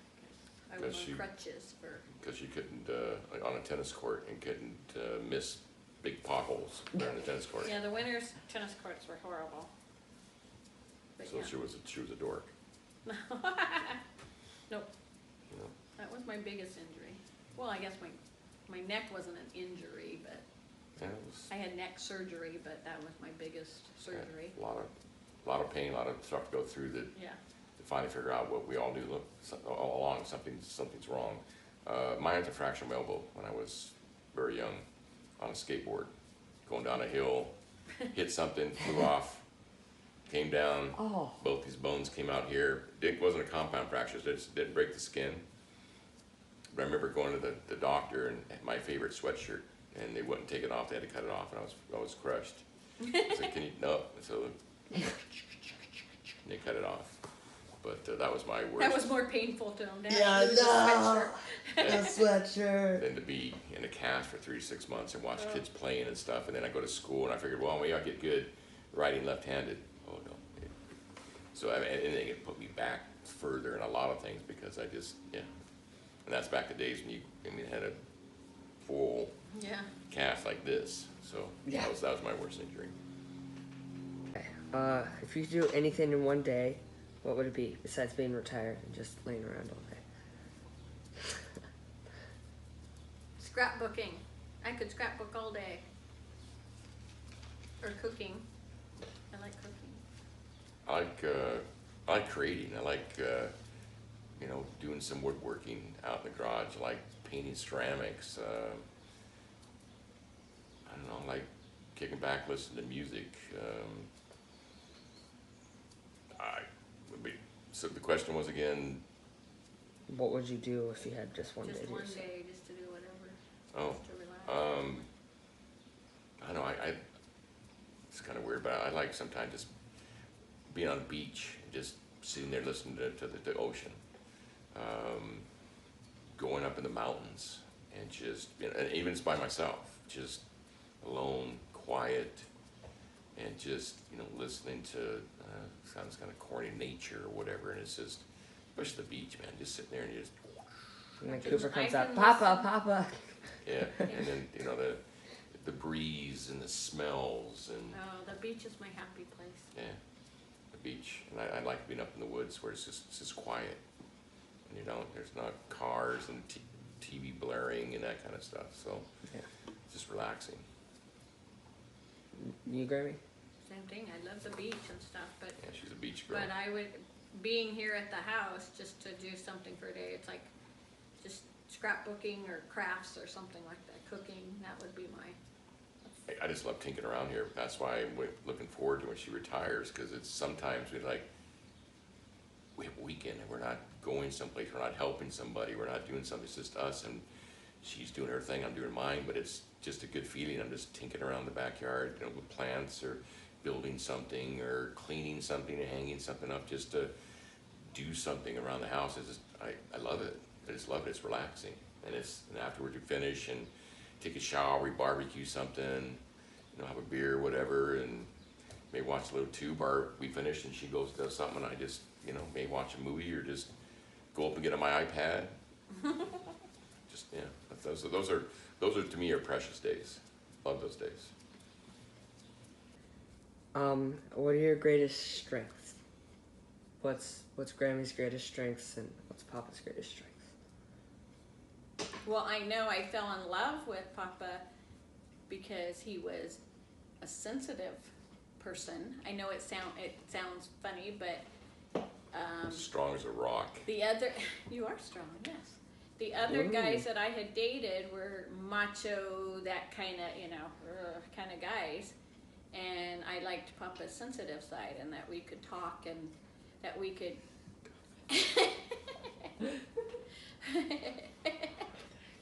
But I think his strength is that he's a wonderful family man. He's driven as far as his career. He wanted to support the family and be strong that way. I think emotionally, I think he's always been there for me. I think that's a strength, that he's always caring and concerned about me and his children and grandchildren and how they are. That's definitely his. The one thing is that I can say I always have respect for him, and that he is a very honest person. Whether you want to hear it or not, he's an honest person. But definitely and I did fall in love with his sensitivity first. That was, and those beautiful blue eyes. Wow. And that blonde hair. That's right. That I used to have. Yeah. Yeah, you said. Yeah. So I really can't think of anything. No, I think, And his sense of humor, ha ha. yeah, there you go. Yes. I think Grammy's just, she's always a very likable person. I mean, she gets along with just about anybody, but if you get on her bad side, you forget it. Okay, forget it. But just a great provider, but not a provider where, you know, I'm a man, I go to work, but provider of stability for our family and for her daughters and now for her grandkids. And I think even like the son-in-laws and stuff, I mean, a lot of people look up to Grammy and see things that she does, and they try to, you know, do they emulate that stuff. They want no one to be that way. Her sensitivity, her passive-aggressive style that has taken me years to learn, but she'll kind of give me a pass sometimes on certain things, but then I've learned to read that, okay, you meant this, but so it makes me think different ways about things. Well, because I don't want to hurt you on things. Well, sometimes you need to just slap somebody. So that's why a lot of times I'll be like that, because I don't want to come out and be direct and hurt you. I just have to Wait, kind of so make it. wasn't it me telling about you? I know, You're not supposed to I know, not but try I'm, to I'm justify it? explaining. And this is what I love about her too. But no, she's generally a good person, a big heart, very loving, sometimes to a fault. And I don't mean that badly, but sometimes you just you love too much. And but no, I couldn't. I don't know if this is answering the question, but I couldn't be any luckier for such a good person. And I was lucky enough to tell very early on. I wasn't like Zale where I had a dream, but I think I fell in love with her the first time I saw her. And we won't talk about the first time I told her I loved her, and she didn't answer me back. Oh gosh. And it was a week or two later when I finally called up, and because I'm like, oh my, we thought we were getting along great, and everything was going wonderful, and I said I loved her, and she needed to reciprocate with I love you back, and I was crushed. But why was that? Tell me. Well, and then found out later that I'll let her tell you, but it was it was one of those fear things, and I had a very bad relationship before him With Rod? with Guy. Oh. she had a lot of boyfriends. No, I only had two. She got around. She was a little hussy. I had so. two serious relationships, but yes, I had a very bad relationship, and I did not want to get into another relationship. She crushed me. I was crushed. I had to drive home that night, and I was just devastated. Like, oh freaking hell! You screwed up. Why did you have to say that? Couldn't you have waited? Why did you have to say that? And it all turned out once I found out about it. But yeah, I was. She took my heart, stepped on it, poured gasoline, and put a match to it. Oh my God! But we're soulmates now. We're soulmates now. Yeah. But anyway, I love her very much. Oh. Even though she's a craphead. Oh, give me a kiss. All right. What were your parents like? You've talked about them a little bit, but what was your dad like and your mom, and what happened to your dad with Well, Grammy, go again. Ladies first. Yeah, yours is a little longer. Nice. Well, my mother was a very good mother when we were younger. As we got older, she wasn't quite as loving and stuff. I only remember her telling me that she loved me one time, but she wanted her own independence and stuff, and that was it. My father told me that he loved me every day, and that's the difference. I mean, you know how much your parents love you when that's my mom loved us, but she didn't show it.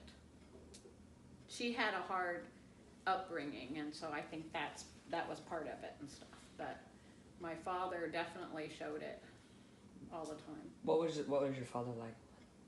What did you love about him? Oh, just everything. Like I said, he was my hero. He was a wonderful family man. He was very, very close to his parents, but he was a wonderful family man, and I think that's the main thing, is that he always told us that he loved us. I mean, even if he was mad at us, he loved us, and we knew that. But he just showed. And I think he was so well respected too from so many people that everybody liked him. And I just think that showed in just his personality. He was a tough He was man. a tough man, yeah, and it was tough being his child. I mean, Bobby had the worst because he was the oldest. yeah, He was the guy. and he was He was a the boy, boy. Yeah. As we all got older and stuff, he was definitely more lenient with me and with Kim. But my dad, he was a big teddy bear underneath that toughness. I got lucky enough to meet him after he softened. So luckily for me, I get to meet the squishy BJ. So and he was still tough and stuff, but he wasn't the tough as nails. He had a heart attack and stuff, and he was retired, and he looked at the world a little bit differently than he did back when he was, he was a Marine, and in a prison, worked in a prison, so that's pretty tough stuff. So he was a tough dude, but I got to know him after the toughness, but good man, very good man. So I would say role model too. I talked to my grandpa, Bill. Bill was for the years I got to know him, he was he was a good role model.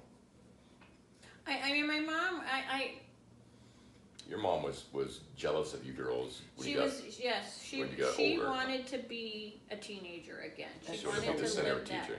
What? She wanted to live through that again, and She wanted the admiration of the boys and stuff. Now she has these 4 girls, and all the boys are ogling over her. She wanted to be ogled over. So. And it showed, and she just, like I said, she just wasn't a loving mom. Now, when Chris and Vanessa was born, she loved babies. She just loved babies. And so she actually went to the hospital, when I had Chris, and she came and stayed with us over a week to help take care. So as far as that, I mean, she was so loving that way. But as, again, as time went on, it changed. Yeah. What were your parents like growing up, or how was that whole situation?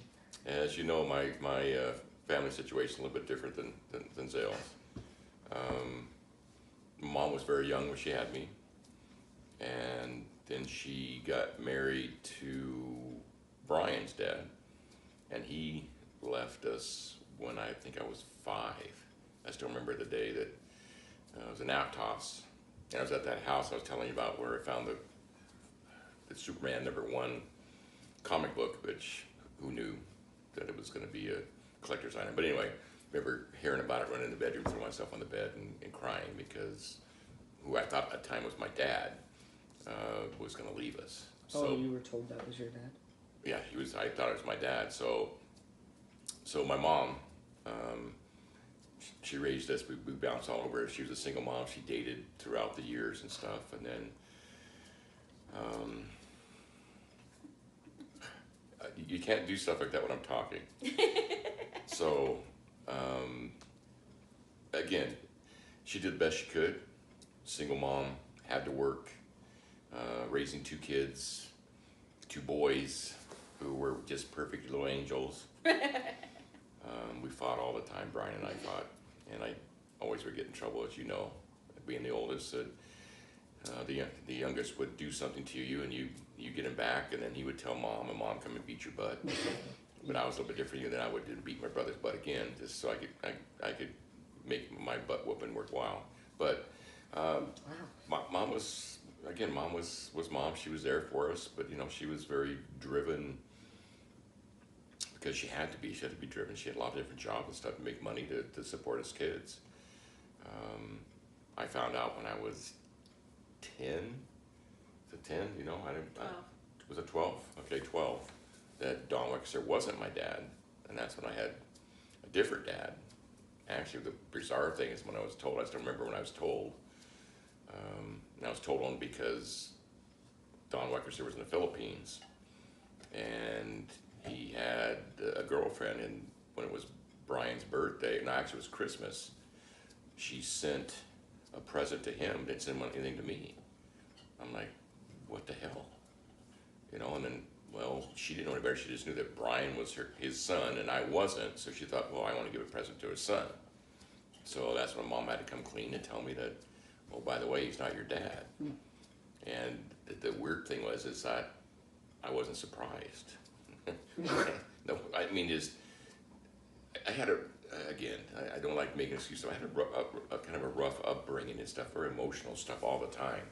So when it happened, it was like, oh my God, I can't. It was like, how come this doesn't really surprise me? I don't know. So that was it. Never knew my dad, as you know.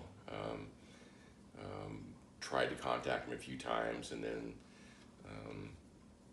finally had the birth certificate when we finally decided to change my name, because my name wasn't Don Wexler. It wasn't my dad. I'll take my real name. I talked to my real grandfather and my uncle, so Grandpa Leigh and Uncle Irv, and they said, yeah, take your name. And I thought, okay, they want me to take Bradley. No, they wanted me to take Leigh, which is my mom's maiden name. So I took Leigh, and I can understand why. Then I figured out later, well, they want me to take Leigh so I could hopefully have a boy and carry the name on. Well, you see how that turned out. I had two girls. But also, your birth certificate was Leigh. It said Dad, David Bradley, Mom. Right, but Nancy as far Leigh. as your name was Donald Chris I guess Leigh. they did put it on the Leigh. Yes, So, Donald Chris Leigh was on your birth certificate. okay, so she knows more than I do, but yeah, that's true. So, you know, years and years went by. Mom got married again to John Terval, stepdad, and again, very smart. Could be a very nice man, but he was a raving alcoholic, and he some really, really, really bad times around him. So, then, you know, boom, everything happened. Don Wexler came back into our life. We actually lived with him. Bizarre story is, my mom and John Terval bought our first house in San Jose. Then they broke up, and Mom went to Eric, but Eric would get married to her own. He didn't bring on the kids, so Brian and I stayed in the house. Johnny went with his dad, and Brian's dad and his wife bought the house. So we just stayed there. They bought the house. We stayed with them. They came with the house. They came with the house. Our weekend, yeah, we came with the house, and we stayed. You know, I stayed there until I met Zale, got married. I left the house, and then Brian was there. I don't know how much longer, but that was kind of bizarre. So anyway, long story short, I didn't meet my dad until Zale had reached out on Facebook to my siblings, and then everything busted loose within 48 hours. I was talking to three of my four siblings. I've never. I have to take it back. I talked to all four because Nick called me first, but I talked to all three of them. So, and then I finally talked to my dad for the first time. And we went there a few times, and unfortunately, a little over a year later, he passed away. So at least I got to meet him. Never really had a real conversation with him. We talked, bullshitted and stuff, but never really got to sit down and, because we agreed, the past is the past, let's move forward. So, but the thing is, at least I got to meet him, and now I have another family that I'm getting to know and grow with, and that type of stuff. So it was kind of cool, but don't know a lot about my dad except that he was a lumberjack. He was a miner, very, very hard worker, very, very hard partier. He boy could put down some beer and stuff, but he was a very hard worker. They weren't extremely well off, but he was always there and worked, made sure there's food on the table and the kids were taken care of and the wife was taken care of. But he loved his family. He loved his family. He was a great grandfather to his grandchildren and stuff, and he led a. It was kind of bizarre in my life how it went up, and then how that family was raised, because I was always very jealous, and I found out, well, you were the same mom and same dad the whole time. I was with my mom, but it bounced around with men and all over the place, and they moved around, but I figured their life was so much better, but their life was just as hard in certain ways, where mine made me who I am today, because I faced adversity and other things that made me who I am. Uh-oh, what happened? Low power mode, it's at 20%. Okay. We'll have to rush through it. Okay, low power mode. Why don't you just... it's still recording, yeah. Oh, still recording. I was thinking I was plugged in. No, it'll screw it up. All right. Well, you just moved my whole train of thought now, so... Well, you were talking about... Adversity. You meant adversity. I know. Anyway, so just another life lesson which I feel for you kids too. Sometimes your life isn't tough, so it doesn't make you a stronger person, because you expect things. You don't have to work as hard for them sometimes, and that's nice. So you don't have to go through it, but also it makes you a stronger person, and you appreciate stuff more. Again, here we go again, but that's something you don't get to experience a lot. But anyway, got to meet my dad. Still very close to talk to my siblings quite often. I don't talk to the oldest one as much as I'd like to, but he's got a lot of stuff going on. But I talk to who would be my stepmom. Talk to her probably 2-3 times a month. But that's my family. And I could I could be one of those people and hold one stuck against my mom. My mom did the best she could. She was a 16-year-old kid when she had me. It wasn't something. So her life was on a path she would have expected very early on. She was 16 with a kid. I mean, they could easily have aborted me, had me adopted or something else, but she kept me, and I was a rough kid, but we really didn't really bond and stuff until after high school, and I moved out, and then our relationship changed for the better, and we get along well, probably not as well as she would like it, because and I know I know my girls have a very different opinion than how I feel, because she's my mom. She's my mom.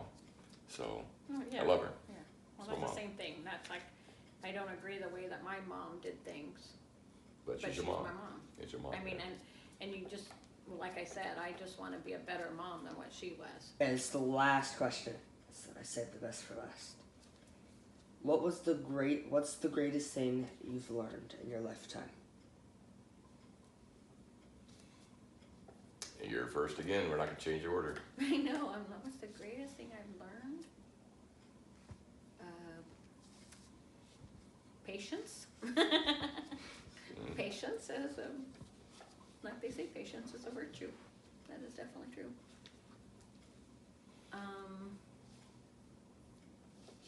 How to love unconditionally. I don't know what else. I can't. The question is, what? One more time on the question. The greatest thing you've learned in your lifetime. I've learned. So I definitely agree with patience, because being around her, I'd be patient all the time. So, I mean, I was easy to get along with. I didn't stay out late at night. I didn't have a temper. I didn't do a lot of things. So she was pretty lucky to have such a perfect guy. But I think as a guy, besides patience is communication. And Grammy and I, we definitely don't have a perfect relationship. I mean, sometimes we bump heads and stuff, but we don't, some people get mad and they go, talk to each other for like 2 weeks or something.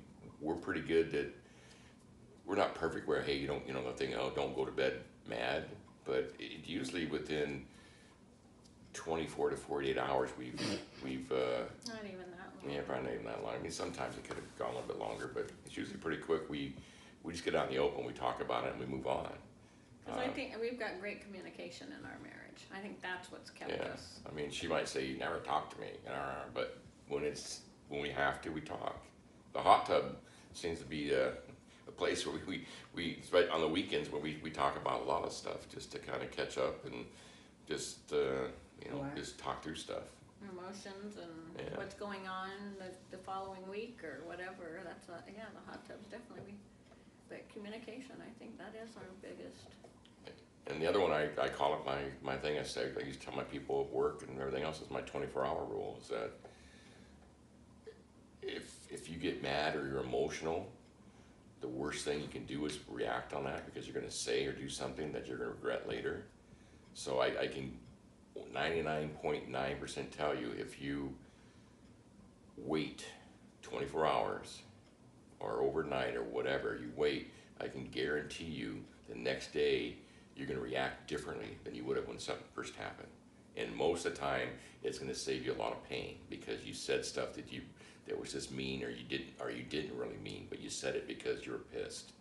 So if you wait the 24 hours, like I have a situation with your mom here who's come up, and I told her, don't act on it. Wait 24. Actually, for you, Chris, 48 hours. Okay, 48 hours. You wait, because the emotions, I'm telling you, if you react on it, you're gonna regret, and I can guarantee you the next day you would handle the situation more unemotionally, a little more factually, and you're going to, well, it's not going to be something that was just mean. And you're going to think it through. And actually, I bet you it's not even as bad as you thought it was, because like, yeah, I was pissed, but you know, in reality, I kind of deserve that. Or, well, you know what? This is why the person did it this way. I can see his point on this. I can see his point. Or, you know what? I'm going to react with the facts. You said it. I'm pissed. Put the emotion off to the side. Here's why. Instead of emotionally reacting, here's the facts, and here's why I feel the way I do. So and I think in the marriage too, the worst thing is if you get in a fight and you try to hurt someone with something that you really don't mean, but you try to hurt them just because you're so mad. And so I think that rule is a good rule. We've definitely matured on that, because I can guarantee you that early on, you go for the jugular. You know, you just boom, you do it because you're gonna hurt them. You learn later, it's like didn't help anything, didn't make anybody happier. Matter of fact, you hurt somebody's feelings for your selfish reasons, because you just, I'm gonna get back at you. So here. So anyway. And I think too, in a marriage too, you have to put your partner first. You can't be selfish. And I think that's it's taken Grandma 40 years to finally figure that person out first. So she's finally learned. It took 40 years. It was pretty painful, you know, EJ. But finally, I'm getting to go. I'm getting to go first. So. Yeah, right. Oh my gosh. Oh my gosh. Yes, grandkids. Papa's perfect. Grammy's learning still. Okay. Okay. You want to end on that note? Did we bore you on that one? Was there some psycho babbling or what? No, we're done. We're done. That was So the last you want now? Don't you want to do kind of an ending? You come over here. Hey, what's up, y'all? No, I'm joking. Don't you want to say something like, hey, this? You want to give the date or anything, or? Wait, what is the date? Oh crap. May 11th. Oh no, we start. It's May 11th, day before Mother's Day. What year? I don't even think it's bad. May 11th, 2019. Decided to film them, ask questions, hear stories, so I have it on record. So. Well, thank you. It was interesting to reactivate some brain cells and hear some stuff I hadn't thought about in a long time. And my brain's tired now. It's tired. I'm ready to drive to comic store and go see a movie and have a nice. I'm having me a flat bread, all meat pizza, and a nice cold beer. So I'm looking forward to it. And spending some time with my firstborn grandson. Thanks, guys. Love you. Love you too. I hate your nuts. I know. All right. Bye. Bye.